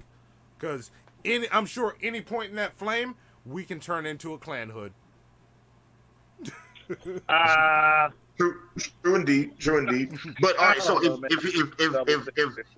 Jeff Foxworthy or Larry the Cable Guy had tweeted a picture of Barack Obama being drowned, you know, because they thought he was a witch, would that be fair or foul? If it was, yeah, if it's just a political cartoon, yeah, fair. Like you can criticize the president even if he's black. And I'm sure they did. I'm telling you. And you can make political cartoons even if he's black. But, and to be honest, you gotta walk on some eggshells to do it right. I mean, I forgot the name of that artist, but he drew Obama with the big lips and the big ears. I mean, it's happening. It's just subtle. You know what I mean? Yeah. That's what I'm saying. That was subtle. That was subtle. They drew Obama look like the racist crows on Dumbo. Look at this stuff. It was subtle to them. To them, it was subtle. Emily said witches float because they're made of wood. So yeah, that would still be foul because they didn't understand the witch history. Yeah. All right. Let's see. Rosie O'Donnell. Oh shit. This right. Is a real you know what I'm saying? Right. Actually, okay. So Rosie said, "Hold on. Let me move my Zoom screen is in the way. Move, jerk. Hold on. Slide. I'm trying to move the damn screen. Y'all, there we go. I'm trying to move the Zoom screen. All right, it's in the way. It says left-wing activist Rosie O'Donnell. Shout out to Breitbart and their fantastic journalism. Yes. Left-wing activist Rosie O'Donnell fantasized about a military coup against Donald Trump in October, saying, I want to send the military to the White House to get him. I actually got physically sick that night. I thought to myself, this cannot be happening. When he got the nomination, I thought I just have to wait till Election Day. And when he won, it took a good year for me to compose myself in public again. I took a year out of the spotlight. That's fair. That's fair. But then she called Michelle Obama a monkey. Then that just negated everything you said. Did she? Did I miss that? She said somebody's like a monkey. And it just... I missed it. Surprise, motherfucker. I'm Googling it now. All right. Let's see. Surprise, motherfucker. Yeah. For the comment, I think it's fair. I give her fair. Motherfucker. Yeah. And Stanley the Snitch, I don't see any information online that backs up Rosie O'Donnell calling Michelle Obama a monkey. You might have to. Hold on. So you said a group of black people were monkeys. Roseanne, like you thinking Roseanne, not Rosie O'Donnell. Oh yeah, never mind. Oh my god. Like I can't hit the that's racist button because I got other shit queued up. I gotta fix the soundboard. That's funny. See, you got your white women mixed up. You got one plus size white comedian mixed up with another plus size white comedian. Look, the next pay-per-view, WWE, Hell in a Cell, Rosie O'Donnell versus Roseanne. That's what I want. Hell in a Cell, or a tables, ladders, and chairs match. Battle of the Roses. Yes. You know what I'm saying? Look, when they rocking them fucking that Lane Bryant luxury line, it's hard for you to tell the difference between one and the other. That's what it is. You just couldn't tell. That's all good. You know what I'm saying? Stanley the Snitch, all white people don't look alike, okay? Yes, yes. I mean, I don't walk up to Mitch McConnell and be like, "Oh, what's up, Newt Gingrich?" You know what I'm saying? Although, if you really want to piss off a white guy, an older white guy, just walk up to him and call him Mitch McConnell and Newt Gingrich and just watch. "Oh shit, I see you on the news. Ain't your name Newt Gingrich?" And just watch them get mad. They get flustered as hell. White people don't get mad the same way. They just start breathing real hard. They just...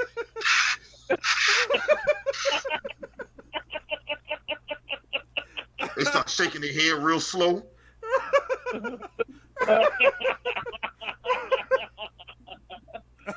All right. As a sidebar, me and Ace wanted to have a game that we used to play all the time. It was called "Who White People Say You Look Like," and we would just go up to any random black guy and be like, "Hey, who do white people tell you look like?" We have this theory that white people will tell you look like whoever the most famous black is at the moment. Yes. Well, no, I've had, since we started this show, I've had multiple people ask other people if I'm this guy named Greater Sapien. Look up Greater Sapien. I look nothing like fucking Greater Sapien. Greater Sapien, we want you on the shit show. You're fucking awesome, by the way. I want you on this show. I am not Greater Sapien. To any of you people that keeps asking if I'm Greater Sapien, I am not. Oh, that is fucking hilarious. That's funny. That's funny as shit. Yeah, because you don't look like him. But you're black and you have dreads. Yes. And he wears a scarf. Wait, you wear a scarf. Yes. Huh? His name is Greater Sapien. Greater Sapien, you're fucking awesome. Check this show. We want you on the shit show. Huh? Tim, you what? said Greg Sapien? Greater Sapien. He's awesome. He's a really great YouTuber. Yeah, I look nothing like him. That's you don't look anything like him. But that's funny. That's funny as shit. Yeah, and I hear it and I'm like, wait, what? No. Stanley the Snitch, who do white people tell you look like? Who do you get? I have to say this, guys, but normally I get Ruben Studdard. You don't look like Ruben Studdard. I get Ruben Studdard, or I get, what's the other stupid one I get? Rick Ross, because I have a beard. Oh, you got Rick Ross. Oh, yeah. Rick Ross. I'm like, Yeah. All right, all we're saying is white people do better. Do better. Y'all do better. I gotta do better. And look, Stanley the Snitch. Yeah, I was about to say, you say. shut the fuck up. You're doing just as bad. Man, I've gotten everybody, bro. I've gotten Will Smith, Theo Huxtable, Eddie Murphy, Kevin Hart, fucking. Right, I get so many fucking. It should just be so random. It just be like I used to like Kobe. I used to have people tell me I look like Kobe all the time. Just like it's just weird. It's just like none of these black people, none of these affluent black people I look like at all. You know what I'm saying? Well, you know what? I won't fight you on Theo Huxtable because I do. Hold up, watch what I say. Watch what I say. I look like Theo Huxtable, don't I? Yeah. That's just crazy. Yep. I see it. That's crazy. Yeah. Especially like right here, like you see it a lot. Yeah. I saw it when you pulled the mask down. That was good. Yeah, man. Oh, shit. I get that a lot. All right, let's see what else.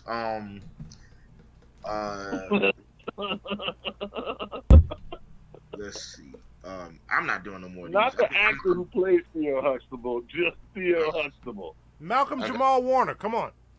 We know who the fuck that is. I got. Brothers stick together. Let's see. And the last story for Fair File, right? I'm sorry. I'm laughing at Ace Wonder's thing. He said an Asian chick at work told him the other day he looked like Luke Cage. It's like you're not even trying. You didn't even try. Hey, Ace. She was waiting for you to ask if. She was waiting for you to ask if she wanted some coffee. That's all. That's exactly. She wanted you to ask her for coffee. And for those of y'all who haven't watched Luke Cage on Netflix, first off, shame on you. You might be racist. Second of all, in the show, if Luke Cage be like, yeah, you know what I'm saying, would you like to get some coffee? And then the girls be like, I don't drink coffee. And he'd be like, neither do I. And then it instantly cuts to a sex scene. Also, What it you does the say? same thing on Pornhub if you Google "let's get some coffee." Yeah. So it's just You know, the research and development and I were talking today that we should do a shit show where we review the plots of our and put together a list of our top 5 porn movies minus the sex. so you know what's funny? I've been wanting to make a video for Pornhub. Wait, let me finish. Let me finish. All right. I want to do a video on Pornhub, and this would be like some great troll shit to do. What I want to do is I want to grab a bunch of porn and edit it down, and then what I'm gonna do is take all of the storyline parts of the porn and cut it together and have no sex. Yes. And just put that online. And you just watch the movie. There's no sex. Yeah. You just watch the movie. Yeah, it's like, what are we talking about? Like, and you cut it when the movie would normally cut. Yeah, maybe you show a nipple or something and then cut. No, I wouldn't. It's not even gonna be that. Like, I want to take a XXX movie and edit it down and make that motherfucker PG-13 and put it on Facebook.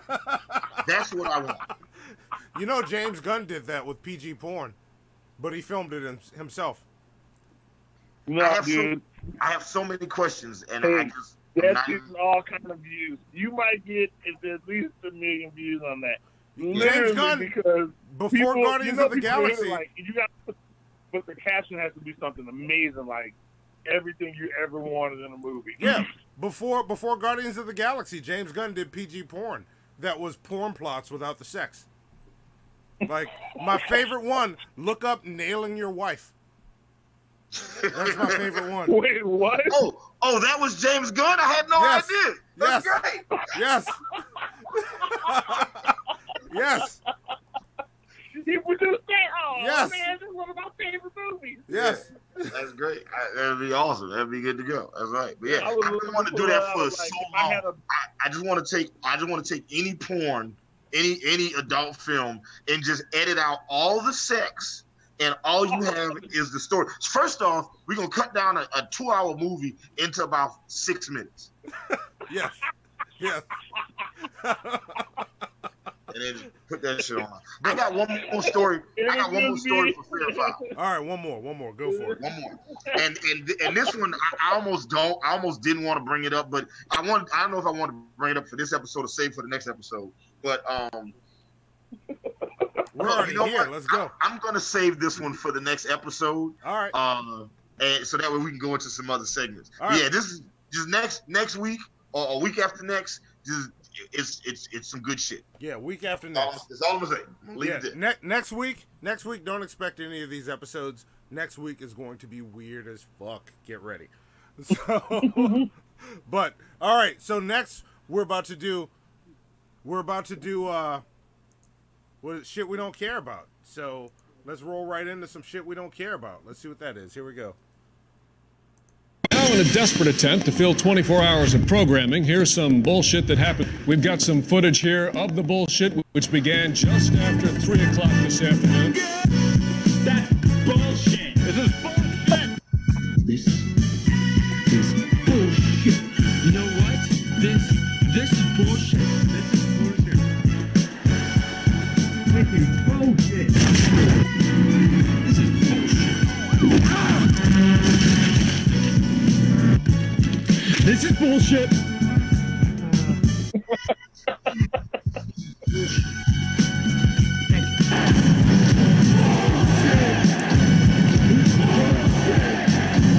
That's bullshit, Barry! Okay, music stops.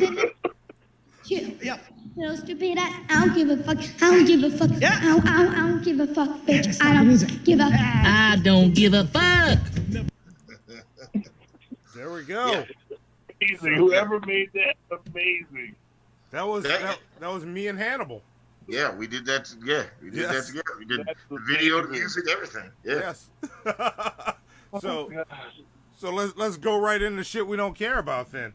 All right, let's get into shit we don't care about. It would be better if I had been prepared to to do this. I don't have my stories loaded up. Wait a minute. God damn, I got a lot of shit we don't care about. Shit, I don't even gotta pick no shit we don't care about for next week.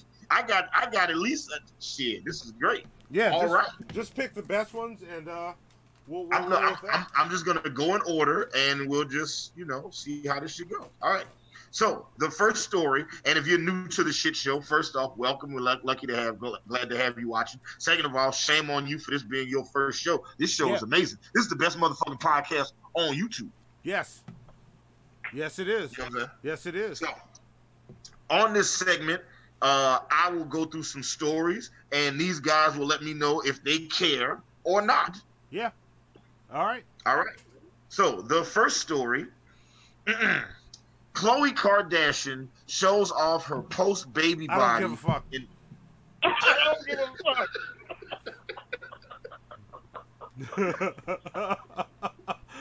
fuck. Okay. I'm treating this like when I scroll through my Google News and I say I don't give a fuck right at the moment where I don't give a fuck and scroll past. So okay. All right. And if you're in the comment section and you care about the story, chime in, let us know so we know if we need to continue talking about it. Yeah. Second story. How will Meghan Markle and Prince Harry spend their first Christmas? I don't care. Okay. Stanley? Do you care? I don't care. All right, wait. I see him in the comments. You don't give a fuck. All right. Okay. All right. Okay. That's what I was typing. All right. Okay. Next story. Toronto rapper KG and Drake allegedly send shots at each other through DMs. No, I don't care. Like, took longer, but through DMs. No. I hate you, Hannibal. I hate you. Oh, Stanley the Snitch cares. What about this do you care about? I don't care. Oh, I don't care. Are you just saying that, or do you give a shit? I don't care. Now look, man, if you give a shit about Drake and what's the guy's name? I just forgot already. Toronto rapper KG. First off, who is KG? yeah. Like why should we care? Because he's another light skinned. He's another light skinned nigga. He's another light skinned nigga from Toronto. So first off, I'm all about light on light violence. So, light violence. I like anytime live people get to fight. It makes me feel great. Right. But you know they don't. You know they don't fight like regular people. They fight like this. They fight like. Yeah. Nobody really. Their body version. Yeah. Okay. All right. And let's see the next story. This will be the last story because I'm gonna save some of these. All right. For next week and the week after that. And the last story. Come on. Okay, y'all might care about this. This is important shit. All right. Well, this I don't know if this is important shit. This is Travis Scott reveals he and Kylie Jenner will marry soon. He's just thinking of a fire proposal. I don't give a fuck. I don't give a fuck. Like what? Really? Okay, first I gotta know what a fire proposal is gonna be. Please allow me to know that. Second. Are you going to sing the proposal? Is Travis Scott going to float around the proposal? Third. Is he going to do an Astroworld type, like, is he going to ask her to marry her, like, Astroworld type thing? No, you don't care, Monty. You don't care. I'm going through this. Yeah, like, that's what I was about to ask. So Stanley the Snitch, you care because you're asking these questions. All right. So if you care, that means I got to read the fucking story. So, let's see. He'd have just pissed off everybody in our feed, but let's do it. Yeah. All right, I'm gonna go through it. Makes me feel good to know. Okay. Travis Scott and Kylie Jenner have been sparking marriage rumors. Was amazing. Fuck. That's how I know that was a black people fuck. You said black people fuck right there. Fuck. Stanley Stitch, make it stop. Tell him you don't give a fuck. Wait, who said a black people fuck? Me? You did. You said it. You didn't even know you said it. Well, that's because I am one. That's. Shout out to Ace Wonder saying, what's the most fire way for him to become the new Chris Humphries? Nice. Let's just sticking with the Seinfeld, just sticking with the Seinfeld motif of the show. All right. Right? Just sticking with the Seinfeld motif of the show. If Daryl Flowers is Seinfeld, then I would be Banya, okay? I'm like, hey, Jerry, you gonna use that bit? You're not gonna use it? And I'm gonna use that bit. So if Daryl Flowers was I'm gonna Seinfeld, kill when I use that bit. Matter of fact, I'm gonna steal that right now and post it on Facebook, and people are gonna go crazy for that shit. All right? just straight up intellectual plagiarism. I'm taking that shit. It's Daryl, can I be your Newman if he's Banya? Can I just like show up at your house and you can be like, hello, Monty. like I'm just there to start some shit and I'm the villain. I won't really do any evil shit, but that is all of the shit we don't care about. So maybe Monty has some important shit that we do care about. Yeah. Wait, did we read the story? I thought we were reading the story. Oh no, I've already deleted it, Stanley the Snitch. I'm not fucking around with you. Right? Yeah, look. Just like the gavel, I'm slamming down the white hand. We're moving on. Racist. Yes. Talk to it. I fucking I love want this. to hear how the fire way he's gonna propose to Look her. how this thing strokes my beard. Look, no, we're not talking about that. To tell me the fire way he was gonna propose to her. You know, I can make some shit up if you want before we go into important shit, but yeah, can you do that? This made me feel like I heard the story. yeah, he was gonna, you know, get us a pit of snakes, hide the wedding ring in the belly of a cobra, and be like, bitch, dive in and see how much I love you.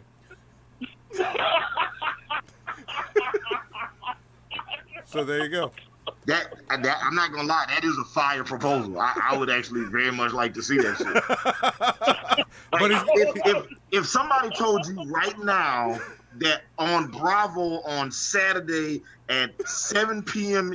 Central, 8 p.m. Eastern, a Kardashian / Jenner would jump into a pit of snakes to look for a ring, you would watch that shit. You would pay $5.99, $6.99 for that. I'm paying the money. I'm watching the pay-per-view. I want to see how fire this proposal is gonna be. Yes. So there we go. Now let's move on to important shit. That's how fire it is. So here we go. Here's Monty's important shit. Once I get this shit, hang on a second. Monty's important. You got it. Is getting stalled by a blockage, but you know what? We're gonna let it go. It's not gonna skip. Here we go. Monty's important shit. Oh, sound. You got no surround. Zombies.com, Blog Talk Radio, and Team MFN proudly present Hannibal and Monty's Action News with L. Damon on sports, Keith, the man on the street, meteorologist Scientist Mel on weather, and Hannibal and Monty's Action News anchors, Hannibal and Monty. And now, here's lead anchor Monty with Monty's important shit.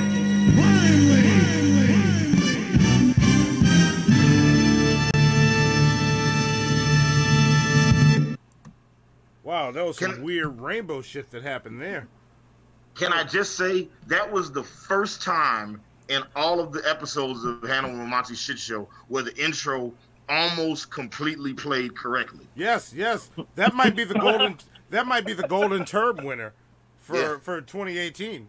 Like, stick around, tune into the Golden Turds. You seriously do not want to miss that episode. And of course, you know, the video was produced by Monty. You know what I'm saying? Yes.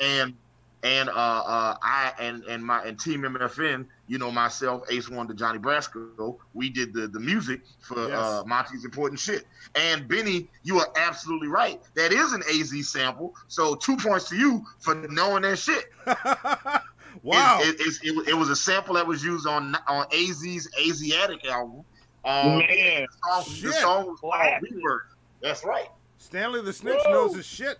Damn. And Tish says the toilet was cleaned by me. Just saying. Good job, Tish. Thank you for cleaning that toilet. Good job. Because See, look, now- let me tell you, if we had used my toilet, we would have to literally cancel the shit show. Like literally, Shayla and I got 2 bathrooms. Yes. Like Shayla and I literally got 2 bathrooms just so she wouldn't have to use a toilet with me. So. Yes. So important shit. It's only a few things, but they're things that I found funny throughout the week and entertaining. One thing that has been added to my current Christmas mix. I don't know if you guys have seen Stanley the Snitch. I know Hannibal's seen it. Have you seen Spider-Man Into the Spider-Verse? I have not. All right, well... You are effing up, my friend. Yeah, get ready. That motherfucking movie is fantastic. Yeah, get ready, because spoilers ahead, not major, but minor spoilers ahead. The Christmas album that is mentioned in the movie is available for purchase and download on all of your favorite streaming services. A Very Spidey Christmas. And it is now an official part of my Christmas mix, and it is fucking hilarious. And the thing I find most hilarious is Chris Pine as Spider-Man sings like William Shatner. And that fucking blows my mind. Just That's yeah, funny because yeah. Chris Pine played Captain Kirk. Yeah. And that's kind of dope. Yeah, mind fucking blown. So that's the first thing. That if y'all haven't checked it out, and if you haven't seen Into the Spider-Verse, cheap plug for Into the Spider-Verse, send me a fucking check for advertising your goddamn movie. It's fucking brilliant. Go check it out, and then check out that album, even though Christmas is past. Yeah, Stanley the Snitch, just, and I know you've probably heard all this stuff before, but Into this, you could smoke on the shit show, man. You didn't have to do that shit off camera, man. Yeah. It's okay. Yeah, you know what I'm saying? Smoke your shit. Yeah. Matter of fact, pass that shit to the nigga on the left of your screen. I got you. Cool. I'm a... Yes. That's what the shit show's for. Like, good shit. Nice. Well played. So, my next thing is a headline I heard that I was gonna send to Hannibal for shit we don't care about, but I kind of care about this because I think it's funny, and I read this one to you earlier. It was there's a headline from thegrapevine.com or thegrapevine.theroot.com that says, after conquering politics, Barack Obama inches one step closer to a lucrative rap career with Hamilton feature. Racist. What the fuck? Racist. Trash headline. Just that's shitty journalism. You know what I'm saying?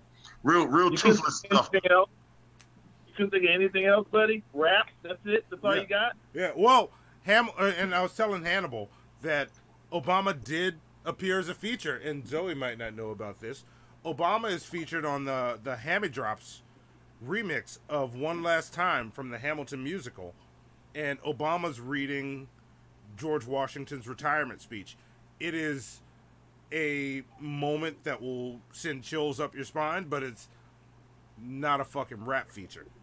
Mm-hmm. So it's just shitty ass headline. Yeah, it's just a trash headline. Yeah, but it's an awesome song. Check it out. And the bit of important shit I saw right before the show, and before I get to the biggest, most important bit of important news that I'm going to do in a cheap way on camera when I get to it. But headline I saw right before the shit show started was Macaulay Culkin officially changed his middle name. This might sound like shit we don't care about. Like, does it? Like, when I say that headline? No. What's the? I'm with you. Let's roll with it. So Macaulay Culkin changed his middle name to Macaulay Culkin.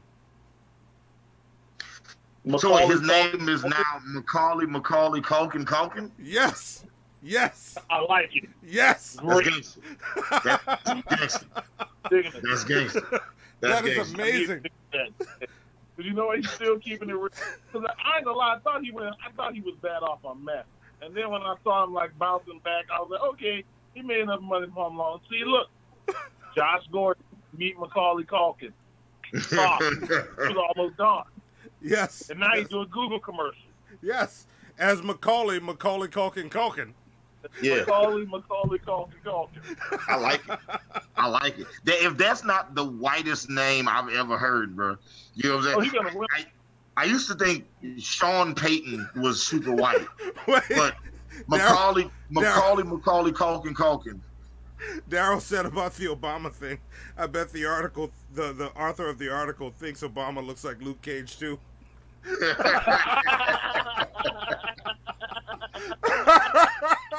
That, you know what? If I ever get a chance to meet Barack Obama, I'm gonna ask him, who do white people tell him he looks like? Like in his lifetime, who has he gotten? I bet you my bottom dollar, some white person told him he looked like Smokey Robinson. Back in the day, told him he looked like Smokey. They probably ran up to him and say, "Sing Cruising," because that's not. He's probably like, that's what black men have been called has evolved. Remember back in the day, it was like you was like LL Cool J. Every black dude look like, oh, you look LL Cool J, or you look like Denzel. Now we've kind of evolved. Yeah, but think about it. Think about it now. Think about all the dudes that was told that they look like O.J. Simpson or R. Kelly. Ruben Studdard, yeah. Yes. Fuck that. Fuck all of that. Yeah. All right, and finally, for my last bit of important shit. People confuse me with other black chicks all the time. Doesn't even have to be the same color. Yeah. There you go. And there's wait, I'm gonna give you your wrench before I continue on to important shit. Look, there you go. Add moderator. There you go. There's your wrench, LA Anime.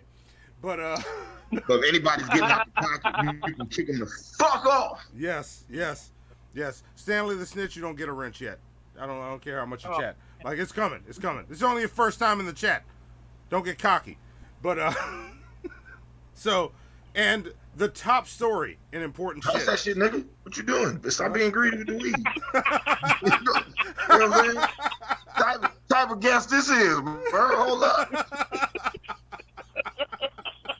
How you gonna just do drugs on my show and not offer me something? That's fucked up. There goes any future monetization on this particular episode, but that's okay. There's no drugs in that shit. It's legal in like 17 states. You know what I'm saying? I don't know why it's such a huge. And you know what's funny? All of the states, like people, like whenever I hear like ultra hard right wing conservatives complain about the states that are legalizing marijuana, I always remind them that in these states it's okay for adults to marry children. Shut the fuck up. You know what I'm saying? You worried about the wrong shit. Fair point. Like when you're right, you're right. I can't even argue with that. Yeah, you worried about the wrong shit. I ain't seen one person wake up and say like, "Oh man, you know what? I fucked up last night. And when I murdered 6 people because I was high on that weed." Right. I actually saw a great post the other day that summarized it. It said that when people are on drugs, when they see a stop sign, they just roll through it. But when people are when people are high on weed and they see a stop sign, they just sit there and wait for it to turn green.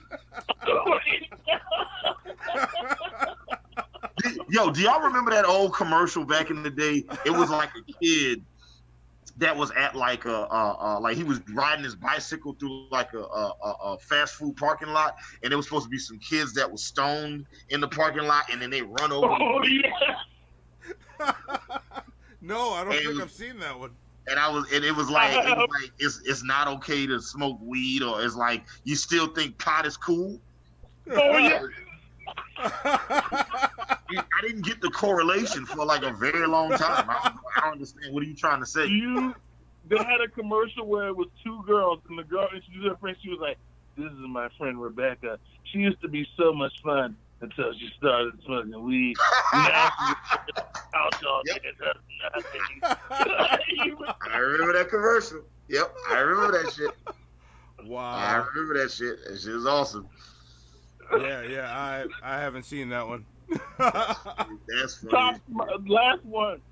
The kid's in the room. The dad bursts through the door and he's like, "Where'd you learn how to do that?" And he was rolling a joint. I learned it from watching you. Yeah. That learned one. it from watching you, Dad. That one's as iconic as "You want to know what hurts? That's what hurts." Right. As horrible as that commercial is, we all remember it. Wait, is that the one where it was like the dude comes home and he's like, is that the commercial where the dude is like, the kid is sitting on the step, Yes. and then the dad comes home and he's like, "Pizza, Dinner ready is pizza. And commercial. like the first problem, the first problem is, why the fuck is he so pissed about pizza? Like, dude, you got pizza for dinner. Work. Yeah. He said I could have had pizza at work. He said pizza for dinner. I could have had pizza at work. Yes. Yeah, but look, she got pizza. Oh yeah.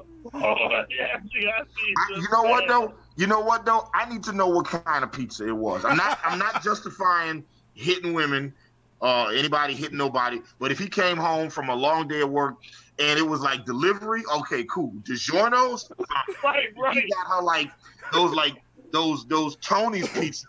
That's like 79 cents for like a whole pizza. Yeah. If I come home and do DiGiorno, no. Yeah, but what if she took that DiGiorno and went to the spice rack and said, "No, I seasoned that shit up, threw some extra cheese on, some extra toppings."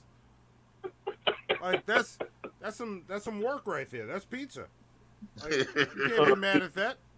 Oh yeah, I'm sorry. Ace, yeah, I want to fly. yeah, those commercials. Ace Wonder, he beat me to it, man. That's such a good one. It's like, "Hey kid, you want to fly?" And he's got the doobie. I remember that. Wait, I remember that. Is that the same commercial? No, that's a whole different. All right, cool. I remember that one. The brand on drugs commercial is my favorite. Yes, when they with would the just egg. beat it out the kitchen with the pan. Yes. Oh, the egg. It was the egg. It was the egg first. Yes. Yes. So sheltered.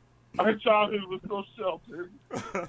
So let's move forward. The final top story and important shit. So you know how Wish suggests stuff to you on Facebook? Well, I get on Wish the other day, and I'm doing this a cheap way. This is what Wish suggests to me.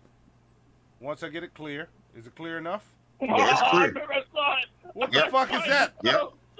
Like, but you know, seriously, that shit is $4. So, and I don't have a New Year's outfit yet, so I might take him up on it.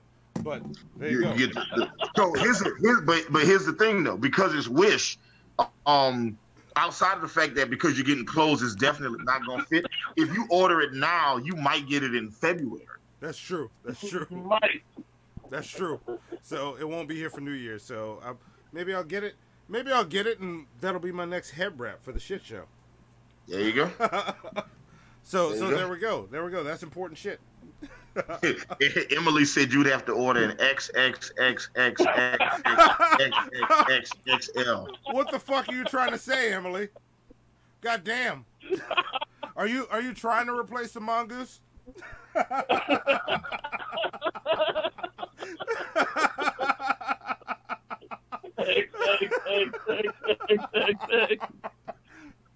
think Emily just called me fat. Fuck. God damn. You cut me deep, Emily. You cut me deep. Ugh. Oh. No, I'm good. Oh, wow. That's funny. That's funny. And now for what's eating Monty. Neighbors who call you fat. So no, I'm just fucking with you, Emily. That's actually just a real specific one there.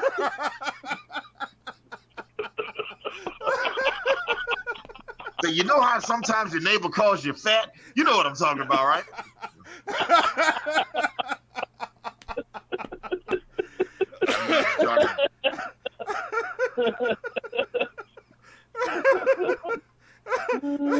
Yes. Do you want a golden turd, Emily?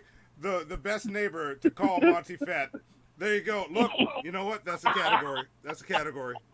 Best neighbor to call Monty fat. I'm adding it right now to the list. You should see some of these categories before we go. Some of these categories are fantastic. Yeah, and I'll just give you a hint. Wait, let me add this one first. Best neighbor. And none of them are getting cut. They're all happening. Yeah, we're not cutting any of the categories. Not one.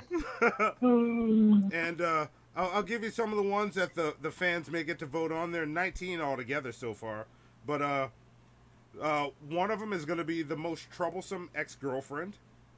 About that. Yep. Oh shit. Yep. The best Hannibal mask. You know, Yep. that was easy. Yeah. The most purchased food item in my house this year. Yep. Yep. Yes. And one of my favorites is the best non-shit show YouTube show. Meaning, you know, because we're already the best. We can't do the best show on YouTube because we'd obviously win that. So the best non-shit show YouTube show. So all of you other guys out there listening have a chance. We should call it the second best show on YouTube. Yes, how about that? The second best show on YouTube. Look, I'm changing it right now. We already know what the best show is on YouTube. So now we got to do what's the second best show. Yes. Second best. I'm fixing it right now. And like another category is let's see, best shit show guest. Now Stanley the Snitch, you're actually in the running for that. Yep. You've been a guest in 2018. So the most racist shit show moment is another one. That's I already know who won that one. So I got a pretty good idea. But we already know who won. Well, you know what? We're gonna see. But we know. But you know, just like the Oscars, we already planned this shit. We already know who we want to win. So. And one of my favorite categories, which y'all can think about and figure it out, and no spoilers, I'll say maybe to whatever anybody says. The most powerful reality TV show star. So. Yeah. So we'll figure out who that is. Like who's the most powerful of all the reality TV show stars. So that's just a few of them. I won't give you all of them. Yeah, we won't give you. Don't tell you everything. Just a little taste. That's enough. So, am I to guess that you want to do What's Eating Hannibal next, or do you want to do Check This Shit Out? Do you have Check This Shit Out this week? Shit, yeah. Let's do Check This Shit Out. Hang on, let me cue that up. And then we can end with What's Eating Hannibal. Yeah, we'll end it with What's Eating Hannibal. Wow, okay. I didn't realize we had so many skits that we can fill an entire show with nothing but skits. Yeah. Wow. or not skits. Segments. That's right. Because that was an idea I had of doing some skits before the Mel stuff. Spoilers. Yeah. And let me go ahead and say now, before you play it, I love Check This Shit Out. I love this intro, and I got to give credit when credit is due, because even though part of a production trio and all three of us work on this music, the next piece of music was created almost entirely by Ace Wonder, who is in the chat room right now. So when you listen to it and you vibing and you nodding your head to this music, okay, or as they say in Atlanta, merge it, okay? Just know that shit came from Ace Wonder. Hit that shit. Let that shit run. Here we go. Check this shit out.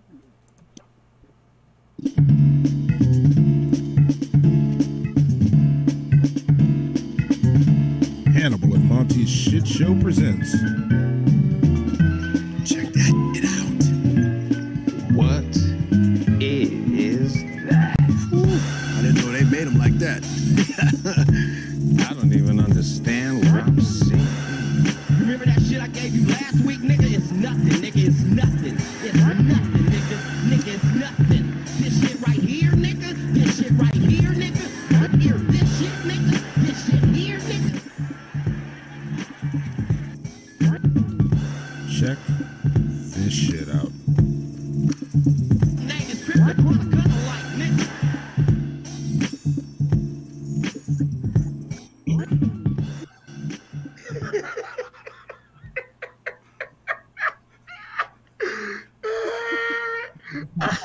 In this video, we're going to talk about how you can always have something to rap about. A lot of people's biggest challenge with freestyling is having enough vocabulary, not running out of things to say, and just not getting stuck and freezing up. A lot of people think, oh, you need to study a dictionary. But no, starting out, do not study a dictionary. Later on, after you can freestyle for like 5 minutes straight and you've already written like a couple albums, then maybe start studying the dictionary. You can do some reading. The most important thing you need is to trust that you already have enough vocabulary in you. Usually what happens, people run out of words to say when they're sticking on one subject. So what I recommend doing is writing out a list of 20 subjects on a piece of paper. Talk about dinosaurs, talk about traveling to space, talk about traveling to Mars, talk about swimming underwater, talk about your family, talk about a girl or a guy that you like, talk about romance, talk about your favorite movies, all these different subjects, talk about driving, talking about killing people, talking about being peaceful, talk about protesting, talk about the election. Start at the top, go down each subject, and then start at the top again, and then go down and just keep on going back and forth, and keep on kind of recycling the subjects, going back until you have freestyle rap for 5 minutes. To give yourself permission to switch subjects, it doesn't even have to make sense. Just give yourself permission to do that. Then you're gonna have a really strong foundation for your freestyle muscle. You'll be able to freestyle for as long as you want. It'll be a lot easier to throw rhymes in, and freestyling will just feel a lot more natural. You know, when you're talking about dinosaurs, all of a sudden you're using words like brontosaurus and Tyrannosaurus Rex. When you're talking about space, all of a sudden you're using words like Mars and stars and the moon and Venus. And you start opening yourself to all these different words and vocabulary that you might not have had access to if you were just stuck on one subject. You talk about your girl, talk about all the girls you have a crush on, all the girls you've ever had a crush on. There's Gina, there's Tracy. You could start out rapping about your girls for like a few seconds, then switch to the dinosaurs, then okay, all of a sudden I'm in space. And it might not even make sense, but maybe if you record it and you play it back, it might start to make sense on a subconscious level. If you really hate a Tyrannosaurus Rex, then just say that I fucking hate that Tyrannosaurus Rex, I hate that dinosaur, I hate the Brontosaurus. I kind of like Triceratops, they're my homie. Don't worry about rhyming. Don't worry about messing up when starting out. Just allow yourself to freestyle for as long as you want. It'll build your strong foundation for your freestyle muscle. It'll make it way easier to throw in rhymes later when you want to. Also, if you want more direct one-on-one help, I have a back and forth freestyle training to get you freestyle rapping in 5 minutes, guaranteed. $200 on Udemy, but below I have a special price for people coming from my YouTube channel and for friends that recommend. And a lot of my students have took this training, went from never rapping before to now making music videos, making mixtapes, making albums. We talk about recording, we talk about everything in that group. So it's a really priceless group that you can get in below. I will see you in the next videos. All right, thanks, bye. There we go. There we go. Okay, wait a minute. Wait a minute. Wait a minute.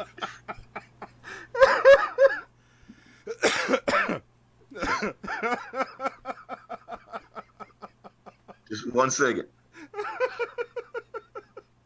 All right.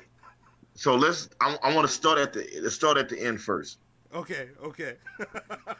He charges people money for this? Yes, $200, or well, $200 a regular price. He's got a special discount price in his description below. I don't remember what that was. I think you have to message him. So people are paying him money so he can teach them how to freestyle about dinosaurs. First off, what's up with him and dinosaurs? Let's start there. Yes, fuck a Tyrannosaurus Rex. But don't nothing rhyme with Tyrannosaurus. All right. Unless your name is Horace. Yeah, but what about the Tyran part? Yeah. He was like Tyrannosaurus or Triceratops. Doesn't matter if it doesn't rhyme. Just keep going. Yes. So you just talking on beat? That's what we did? Yeah, that's what I caught from it. Yeah, so I don't know. Man. Yeah, this is a milder check this shit out, you know, but still from a weird part of the internet, because this dude's just sitting alone in his corner. I assume he's making money. I don't know who is getting rap lessons from this dude. Have you maybe you and Daryl ought to see if y'all can get him in the studio, like, you know, do something with him. You know, see if maybe he could be a one-man The Bastards, you know, or not. I mean, what if this dude's got bars? You don't know. Well, I mean, Based on how much he loves space and how much he loves dinosaurs, I'm almost betting that he's a great rapper. So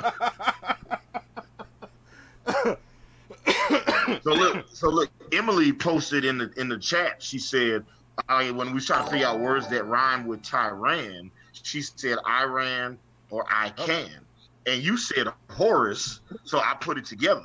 I ran into Horus. He had a Tyrannosaurus. See, there you go. Bars. Yes. Yes. And then, for the low fee of $200 a month, Hannibal will teach you how to do what I just did. All right. So Streamlabs just screwed up. Somebody either donated or subscribed to us. I can't figure out what. Zoe will let us know. Yeah, but for $200, we'll read a super chat also for whatever that costs. Maybe that's somebody paying that dude's fee. Look, we don't work for him. So yeah. You just gave that money to us, and you know, this is the shit show, so we're keeping it. Yeah. yeah. Somebody subscribed? Oh, we got a new subscriber. What's the name? Nice. What's the name? Welcome, new whoever you are. I'll find out in a second. Take a picture and show me. But I'll announce it in a second. I want to know if the person that just subscribed to us, you know, had a Tyrannosaurus from Mars. You know, maybe it was that guy. Maybe that guy got an alert as soon as it started playing. He's like, oh, fuck, somebody's watching my video and talking shit. And he's like, I got to subscribe to those guys. Yeah, I got to subscribe to him because I'm about to get in that ass. Like, he's going to challenge us to a battle next week. And nice. I'll take those odds. I'll take those odds. Straight up. Look, you want me to drop some bars on him because, you know, I became an artist because I learned that I couldn't rap. So that's the story of my artistic career. I no, so no judgment, but I bet you his favorite rapper is Eminem. Oh, probably. Oh my God. Stanley he looks like he's ready to shoot up his high school right now. Don't go He looked like he got the Walmart 12 gauge on him right now. Hold on, y'all. Hold on 1 second. Everybody make sure y'all cool with him. All right, make sure you be real good with him. Yes. All right, wait. Who said hold on? What are we holding on for? Stanley the Snitch. What's up? What you got for us? I don't know. I'm waiting with anticipation. Yeah, that was just a general hold on. I like the effect that he's got that makes it look like it's daylight outside of his window. That's yeah. Like he's on the other side of the planet or something. Which is round, E Green. Is E Green in the chat? No, but he just always needs to be reminded of that. You know what I'm saying? He does. Shayla and I were watching like this very thought-provoking video today about people coming together and, you know, all cultures and nationalities working on music and using, you know, their differences to create something beautiful. Yeah. And in that video, they showed like a 2-second video of the Earth being round and rotating. And I was like, see that? It's round. Yeah. And that's all I can see. It was just like, you know what? When we talk to Monty, when we talk to E Green, I'm gonna let him know. So yeah, man, shit's round. Yeah, it is. It's round as fuck, and I don't want to talk shit about E Green when he's not here, but E Green, this shit's round. Like let's talk about it. Like we gotta let's talk off air so that like you're not put on the spot. But He don't care. He is ready to defend that shit, bro. All right. Like he is ready to fight with you about that shit. You know what I'm saying? But that's okay, because you know, next year, 2019, Elon Musk is gonna be sending regular people to space, and we're gonna make sure E Green goes first. Yes, I think all Not flat first, earthers. but like, you know, or like once they work out the kinks, because you know they're gonna definitely lose some people the first couple times they go to space. But once they get that shit worked out, send E Green so he can see that the motherfuckers around. Well, see, and my thing with E Green is I look at his reasoning, and it's all these operations that he brings up that, you know, operations that are on the books, but it's like you know, like what was it?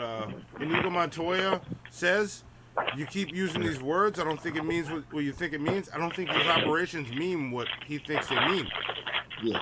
And like that's the thing, and I get, and that's one of the things I love about him is he's got that healthy bit of skepticism, but he just took that one step too far. Like, whoa, wait, hey, no, come back.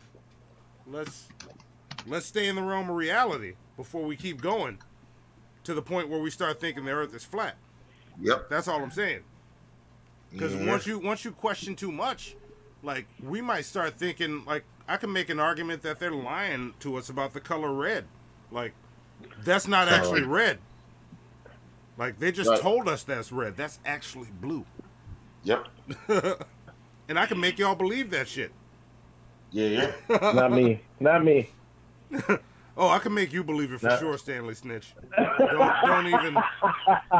Don't even pretend. Look, and I already brought up early on in the show how I can get you to believe shit. Don't give me that look.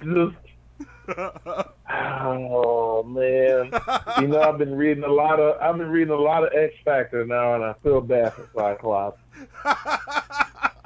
Hey, look, I have this soft towel, this soft white towel. Yeah. If you have this soft white towel, tigers will never attack you. I have had this towel for years, and I've never been attacked by a tiger. Okay? Yes. You can order your white towel like this today for the low price of $200. And wait, there's more. He has also never been attacked by baboons. Yep. Buy the towel right now, and we will throw in baboon protection for the same price as tigers. Yes. So, is COD? Do y'all do COD? Yeah, man. Yes. Look, we do COD. I do PayPal, Cash App, Zelle transfers. You know what I'm saying? Like whatever you want. However you need to send me money, I will figure out how to get it. Okay. All right. Play my theme music. I'm ready. All right, here we go. Let's do some What's Eating Hannibal. I was doing the side chat with our lovely producer here. So here's your theme music. Wait, I think it's too loud. Let me cut it back a bit. Here we go. Here's your theme music. What's Eating Hannibal? Oh, there we go. Women drivers, people who talk during the movie, customers who cannot make up their mind while ordering food. They shit on LA. They shit on Chicago. They shit on Miami. They shit on New Jersey. New Yorkers, Atlanta Falcon fans, possibly people from Alaska. They hate Canadians. They hate the South. They hate the Snow. They hate fucking everything. They hate the Knicks when they're winning. They hate the Knicks when they're losing. Indecisive morons. Blithering idiots. Humans. These people have formed a burning question. What is grinding Hannibal's gears?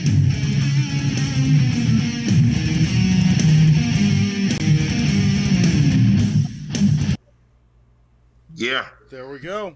Also, shout out to our research and development for helping us with the What's Eating Hannibal voiceover, and then still calling it What's Grinding Hannibal's Gears. And we very specifically told research and development is called What's Eating Hannibal. Yes. You know what I'm saying? Truth. But with research and development, you get what you pay. Yeah, you get what you pay for in the end. So.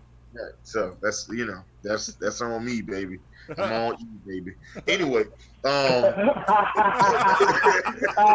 fun. I can't.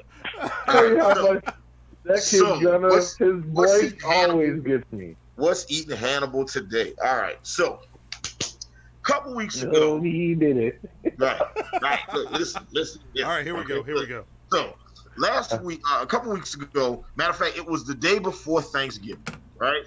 Shayla and I were making I was making us a lovely Thanksgiving dinner. You know, we don't eat meat no more. So, you know, I got all of this vegan gumbo and vegan jambalaya and fucking just making all this shit, the crawfish, soy this and beignets and all of this different shit. And the house is smelling delicious and everything is good to go and stuff like that.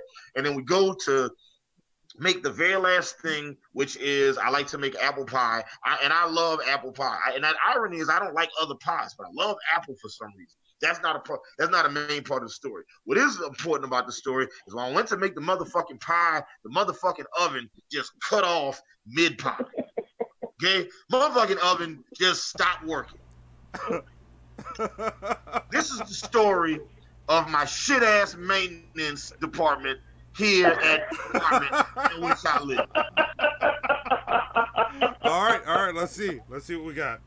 So, at this point, fucking, I'm genuinely mad right now. Like, I'm just like, so our apartment complex, we have like a really shitty turnaround on everything that breaks here. So it gets to the point where Shayla and I won't even call them when shit breaks down. So, you know, her tub isn't her bathtub isn't draining, so we just kind of it drains, it's just fucked up, so we just deal with the shit. The drain in the second tub isn't draining, so we deal with that shit. One of the faucets is leaking, so we just eat that shit. Then the refrigerator starts leaking. I don't know where the fuck that water's coming from, right? But don't say nothing. So then the thermostat is fucked up in the apartment, right? So it's like in order for you to get the apartment to 75 degrees, you have to put the thermostat on 99 to get that motherfucker to land at 75. All right. So the day before Thanksgiving, that was the last fucking straw. I'm trying to make my pie, and my pie is half made. Okay, the pie is half, like it's not quite cooked, and it's soft, and it's just, and I'm mad I'm fucking pissed off. So I'm like, tired of this shit. So Shayla goes and writes the work order out with everything that's wrong in the motherfucking apartment. And this list is long as bitch. This look like Santa's naughty list. This motherfucker long as shit, all right? So we like, okay, write the work order, you know what I'm saying, online, because you can submit the shit online, and we wait, right? Week goes by, 2 weeks goes by, 3 fucking weeks goes by. Nobody's come and done anything with the shit. And we try not to pester our leasing office. You know what I'm saying? Give them a chance to get the shit fixed. But these motherfuckers don't ever come and fix nothing. And there's this chick that works in our leasing office, and she is just a pure cunt. This motherfucker will just be like, you be like, hey, there's something wrong. And she'd be like, okay. And then she'll just like very lazily like fill out a work order, and she was like, is that it? Is that anything? Like, she'll do shit like Amazon will deliver packages to the office, and you'll be like, hey, is there a package for Hannibal? And she'll be like, no. And I'm like, well, it's weird because Amazon says they delivered it and you picked it up. And she was like, nah, I didn't. I was like, well, can I just go back and look and see if maybe it came? And then you go back there and then there's your package. Like, this is the type of shit we have to deal with, right? So after like 3 weeks, going into like the 4th week, going into December, right? Now we done went from Thanksgiving to fucking Christmas. No oven. And let me just say, when you don't have an oven, I don't know how much you use your oven, but like if you don't cook often, or like say you get lazy, you're like, you know what, I don't feel like cooking right now, I want to throw a pizza in the oven. Guess what? No fucking pizza. Nope. All right? You know how earlier we was talking about the dude that beat his wife up because of pizza? I don't even got that option because we don't got shit is trash. Dinner ready is a broken oven? You want to know what hurts? That's what hurts. These motherfuckers here. So finally, it's like, all right, Shayla goes online to check the status of the work order, and these motherfuckers have closed out our shit and said it is completed, that they have come to our house and fixed everything. No, the fuck you didn't. No, the fuck you didn't.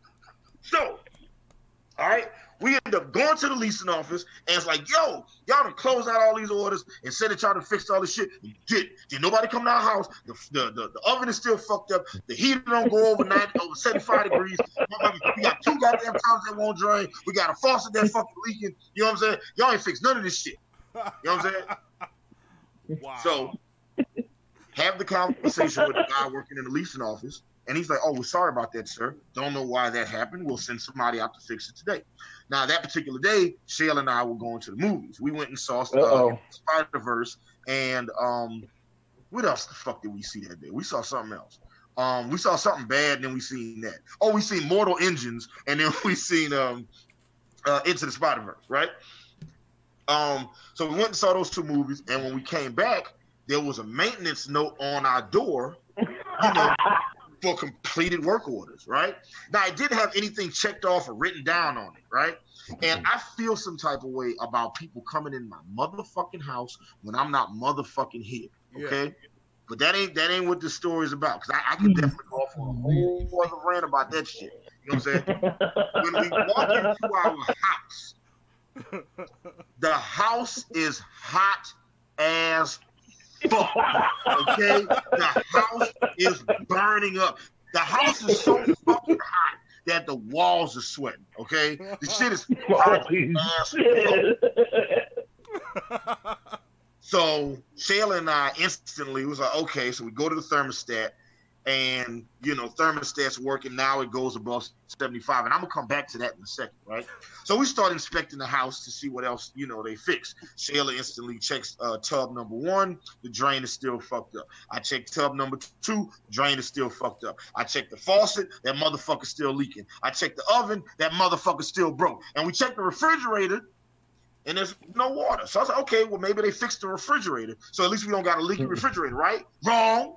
They didn't fix the refrigerator.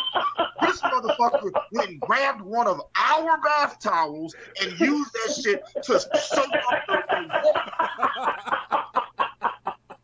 And that was it. And to go back to the very, very, very first point, right? Because Atlanta's weather, if you've never been to Atlanta, Atlanta's weather is just like they men. It's bisexual as fuck. All right, like it's like one day it's hot, the next day it's cold. One day it like girls, the next day it like boys. Like their weather is just very like, and that's not a knock against the LGBTQ community. It's just saying their weather is just hella indecisive about what it want to be. All right.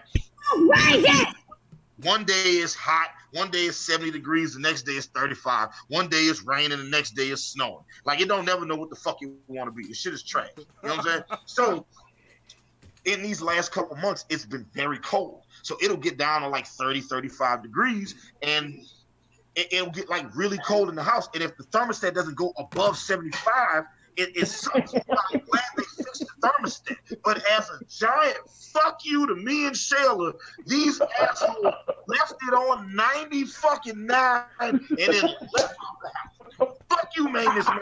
If I catch you in the street, I'm gonna beat your motherfucking ass. I hope you with your girl, your mama, and your daughter, and I'm gonna beat your ass in this motherfucking street. I'm gonna drag him through the river, throw his body in your junkyard with a note around his neck saying, Hannibal whipped your motherfucking ass. That's what's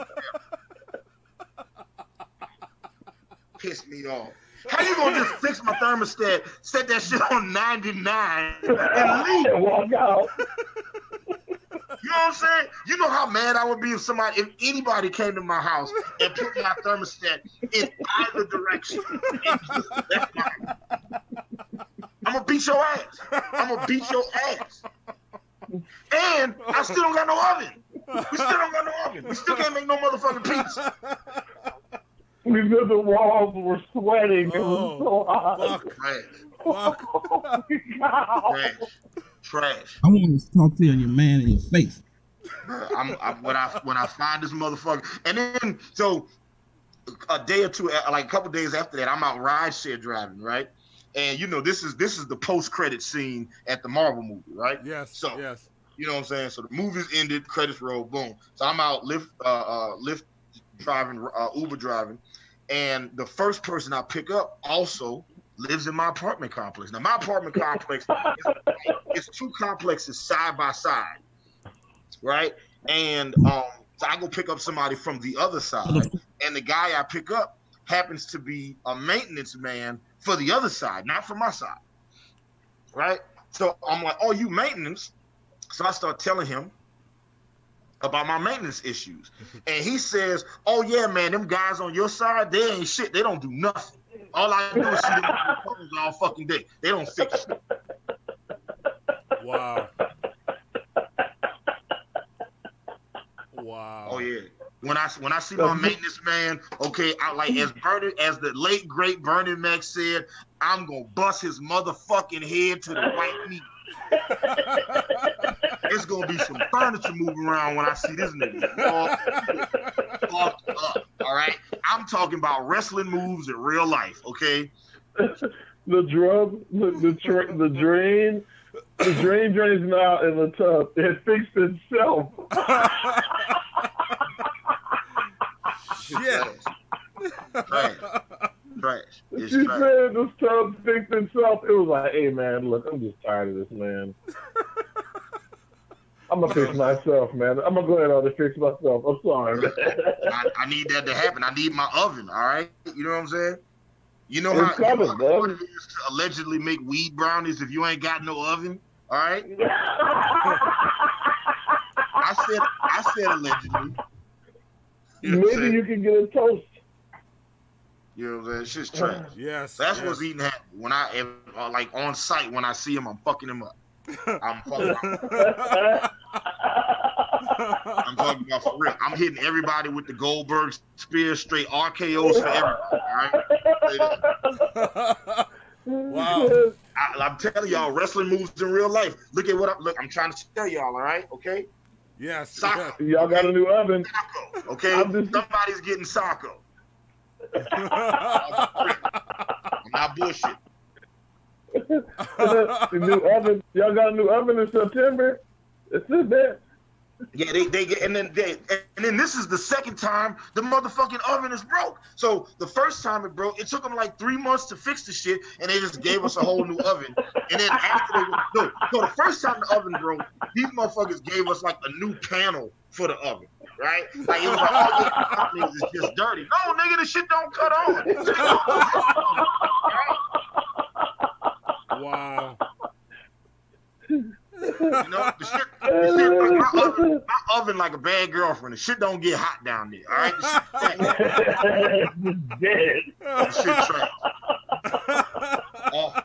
It's now storage. It's now storage for other pots and pans. That's what I'm gonna tell Shayla. You know what? That's what we're gonna start doing. As we clean dishes, we're gonna just put them shits in the oven. Okay, you know nothing else right now. Trash.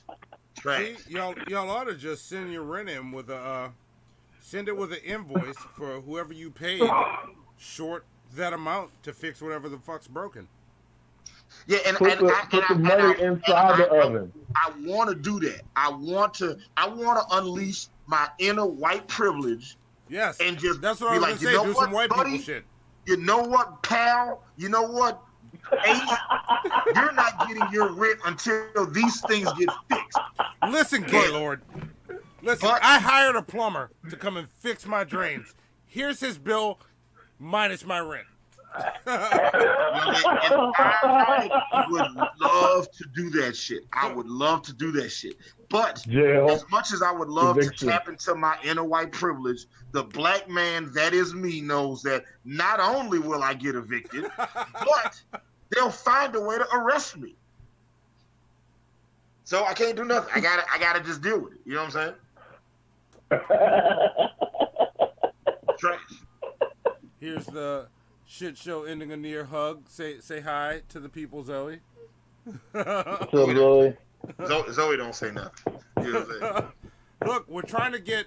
Look, and for those of y'all still here listening, tune in to check out the Neutral Ground. That's me and Zoe's show on YouTube. It's not a live show like this, but we just recently listened to MC Hammer for the first time. Please, Hammer, don't hurt him. Wait, are we talking about Death Row MC Hammer or pre-Death Row MC Hammer? No, please, Hammer, don't hurt him is the album we listened to. Find out what Zoe thinks about Please Hammer Don't Hurt Him on our channel. She'll be here Saturday or Sunday. One of those days that video will be uploaded, the first one. I cannot wait to see, because as somebody her age that did not live through MC Hammer, that has to be now, I would love to see that shit. And I know we're at the end of our show, and this was a good show. And we didn't even talk about Lazy Bones' diss song about Offset. And we didn't talk about the shit I wanted to bring up, like our beef, which y'all are about to hear about on this channel. Oh, yeah. So, but for that, without even mentioning it, the 9 of you watching still, or minus 1, 2, the 7 of you watching right now, the 6 of you watching right now, Stanley the Snitch. Just watch this channel tomorrow. I'm uploading 1 hour of a previous shit show where Hannibal is fucking wrong. And we're going to see where it goes from there. So, continue. I ain't been wrong since 1986 when I thought that Breaking 2 was going to be bigger than E.T. That was the last time I was. Well, look, this is a similar wrong. Breaking 2 was bigger than E.T. Yeah, look, you're about to change it to what you thought about Guardians of the Galaxy. That's all I'm saying. That's going to be the next time you were wrong. So, and look, the stakes are great. Like, you will get some quality entertainment no matter who's right. But we're going to need you, the people watching now and that will watch later, to help us decide who wins. So we had a bet to see which movie we thought was better, Guardians of the Galaxy or Captain America Winter Soldier. If Monty is right, then I have to do an audio book of Twilight. Right? If I'm right, then Monty has to join the Michael Bay fan club and retweet every tweet that Michael Bay tweets. You know what I'm saying? With no sarcasm. Yeah. He has to tweet it like a fan, like he genuinely endorses that. Yes. Heart and love. Yes, but you forgot the other part. There's a second part to it, which is why I'm going to let people listen to it. Like, all the rules are all laid out, other than how we decide, like, objectively, which is the better movie. No, we talked about how it was going to be chosen as well. Yeah. And we'll talk about that after the show, because I don't want to. Yeah, it's going. Yeah, and the other shit, the other things are, not only do I have to do that, Hannibal has to do that if either one of us loses, but the loser also gets served a plate of jerk chicken nachos cooked by the winner, or cooked by the loser. That's what the winner gets. So, and also the winner has to, the loser cannot partake in that dish and has to eat something that they don't want to eat while the winner eats their food. Yeah. So the loser has to make the winner jerk chicken nachos, and the loser has to eat something that they don't want to eat. Yeah. And the jerk chicken nachos, like, you got to put your best effort into it. Like, you can't just go, look, here's some first bullshit. off, you say that with a tremendous amount of confidence that I lost. Okay. Yeah. Talking about you gotta put your best effort, man. Fuck you talking to? I ain't making shit. Okay. Look, all I'm saying is, Hannibal, those nachos better be delicious. And look, I got ideas. I got ideas on how to do your Twilight audiobooks. They need to be on this channel, and let's do one chapter at a time, and sort of come up with a schedule so we can get the 4,000 view hours that we need to get monetized. Yeah. I thought we would have had the 4,000 hours after the Transformers episode. It felt like we were talking about Transformers for 4,000 hours. So yeah, we did. I did a 2.5 hour What's Eating Hannibal shit. and you know what sucks? That's not an exaggeration. Like, I genuinely did a 2.5 hour What's Eating Hannibal about the Transformers movies. Yeah, like we hit a point where we said, fuck it. Let's just make this What's Eating Hannibal. Let's just jump into What's Eating Hannibal. And since it was What's Eating Hannibal, it was Hannibal's vehicle to drive. He's like, no, wait, I'm not done. And I'm like, all right, this is your segment, go. And we sat back. So there's still a lot I haven't said. Yeah. Yeah, like I literally drove the car till we ran out of gas, refueled, and then drove some more. Yes, yes. He drove till we ran out of the gas we had, refueled, and then ran that motherfucker out of gas again. And I was like, no, let's just stop and go to sleep. We don't need to go further. Let's just chill. Yeah, they was saying you and Doug was tired of shit, and I was like, but hold on, wait a minute. And then what about this? It's just like, all I'm gonna say is that how you gonna have a secret society of people that have guarded the Transformer existence throughout history, and some of those people include George Washington, Albert Einstein, and then you're gonna say Harriet Tubman and Frederick Douglass. Let me tell you something. Harriet Tubman had way more shit to deal with during slavery than goddamn Autobots, okay? And if Autobots did exist, why the fuck wasn't Bumblebee helping get them niggas to freedom? Yeah, why didn't Bumblebee look? This is just like the God argument. If autonomous, whatever the fuck they made up for him, come here and go, wait, y'all are enslaving your own kind? This is bullshit. Stop it. Why wouldn't they do that? Like, why didn't they show Bumblebee fighting on her side to free her? What was he going to transform into? What was Bumblebee going to transform into? That's true. That's a good question. That's a moment where you don't transform. Like, what does the master say when the slave shows up with a robot bigger than the plantation standing behind him? Slavery over. Yeah. You don't have to transform into shit, but a robot. What if he transformed into a horse? Can he do that? What if he transformed into like a buggy? In the comics, like that's what I'm talking about. Or in the cartoons, only Maximals could transform into like organic forms. But and also, it pokes holes in the whole theory of, the Autobots said that they learned English from studying Earth's internet. But so how did Bumblebee learn English? And also, he didn't have a voice box, so he couldn't communicate. He communicated with everybody through the radio, which hadn't been fucking invented yet. But you know what? I'm sorry. I'm doing it again. Yeah. I'm going down that path, but and no. I'm not doing it. I'm not doing it. I'm going to meet you a little bit on that path. I'm going to meet you a little bit on that path. Because you said it contradicts something, that's why they couldn't do it. And look, I'm gonna do it this way. Transformers 2 contradicts Transformers 1. Transformers 3 contradicts Transformers 2 and 1. Transformers 4 contradicts Transformers 3, 2, 1. Transformers 5, 4, 5, 6, so on. So why the fuck does it matter? And when I heard that some things were left out of Bumblebee because it contradicted shit, the question you asked me today told me that answer was full of shit. But Bumblebee was still good. So that answer was full of shit. If you pretend that no other movies came out, then that's the real question. Is it good because it's good, or is it good because the other movies are bad? And that's a discussion that we'll have on another show. Yeah. And I will say, I'll say this simply.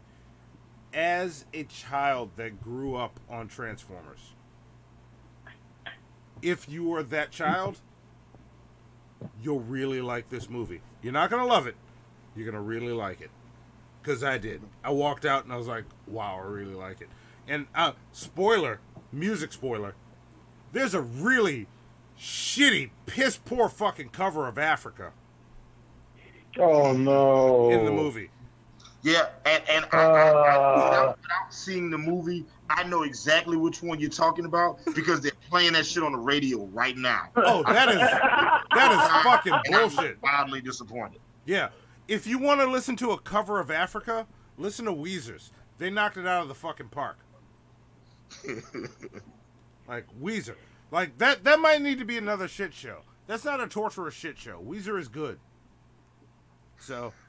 Saturday Night Live actually just did a sketch. I'm gonna say this will be the last thing I say. But like they just did a sketch where there's like a dinner party, and two of the people at the dinner party get into a huge argument about Weezer, and nobody else knows what the fuck they're talking about. Yes. like nobody else. And it is a great sketch. Like it was just like you don't have to like Weezer to be able to watch. Like I think it's funny for people who don't like Weezer. It's funny for people that have a passing knowledge of who Weezer is, and it's funny for people who love Weezer. Yeah, like it's a perfectly well written sketch. Oh no, it's a beautiful sketch. Because you have your two hardcore Weezer fans, and the rest of the people there, like, what are we talking about? Why are y'all so serious about this?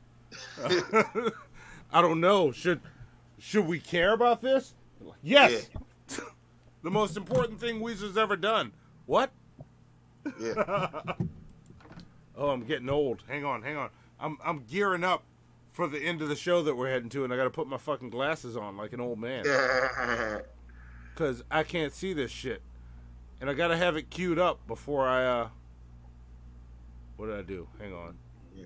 Stanley the Snitch, it was wonderful having you on the shit show. It was good. It's good actually seeing your face. I've never seen your face, and you got to see my face. So there you go. A lot of cool shit happened today. Yeah. Y'all, I'm about to bow out. I'll holler at y'all later. Thanks for having me on the show. Appreciate it. Yeah, we're about to bring this shit to a close. And I apologize again that the pre-show had the wrong graphic, and the post-show will also have the wrong graphic, because I spent the whole day talking on the phone to Hannibal and research and development, and rushed through other stuff and didn't think to prepare.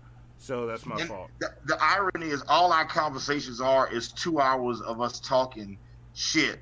And then we'll be like, man, yeah. And then we'll start talking about something, and then we'll be like, don't talk about it now. Save it for the show. Yeah. Yeah. Like, tell me what you think on the show.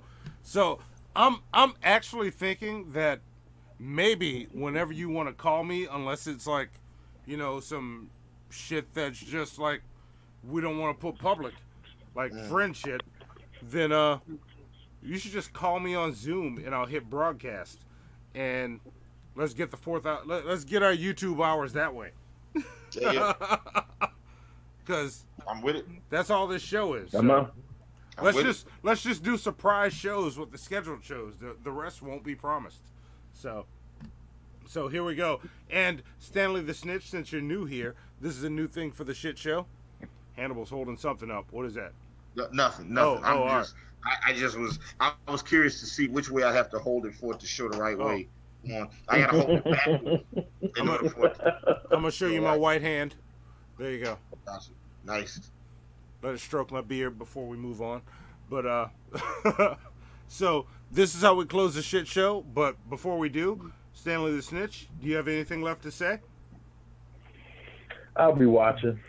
I'm always watching. So what that means is if we get flagged for anything in the future, because he is Stanley the Snitch, he's got to get used to the new digital snitching. So got to learn how to report to Facebook. I've always had a question, Stanley, about your name, but I've been so curious. And don't tell me now on the show, but just one of these days, you've got to tell me why they call you Stanley. Like, I've always wondered that. Why do they call you Stanley? See that? Instead of me asking about the obvious snitch, I said that. See, this is what happens when I don't steal material. We'll go into it. It was a different time in my life. Very different time. Yes. Next show. And I'm bringing photos. So next show that Stanley the Snitch is on, I'm bringing photos. So that being said, Stanley the Snitch is always watching. Hannibal, what about you? Anything to say in closing? I ain't got no more talking. All right. Well, I'm using the wrong mouse. For me, I had a great time. This was a great show about nothing, and thank both of y'all. And here's our standard shit show closing. This was a shit show. Y'all finished or y'all done? I ain't got no more talking. Yes. Peace. Yeah, so there it is. We are out. Nobody can hear us. Well, they can hear me. That's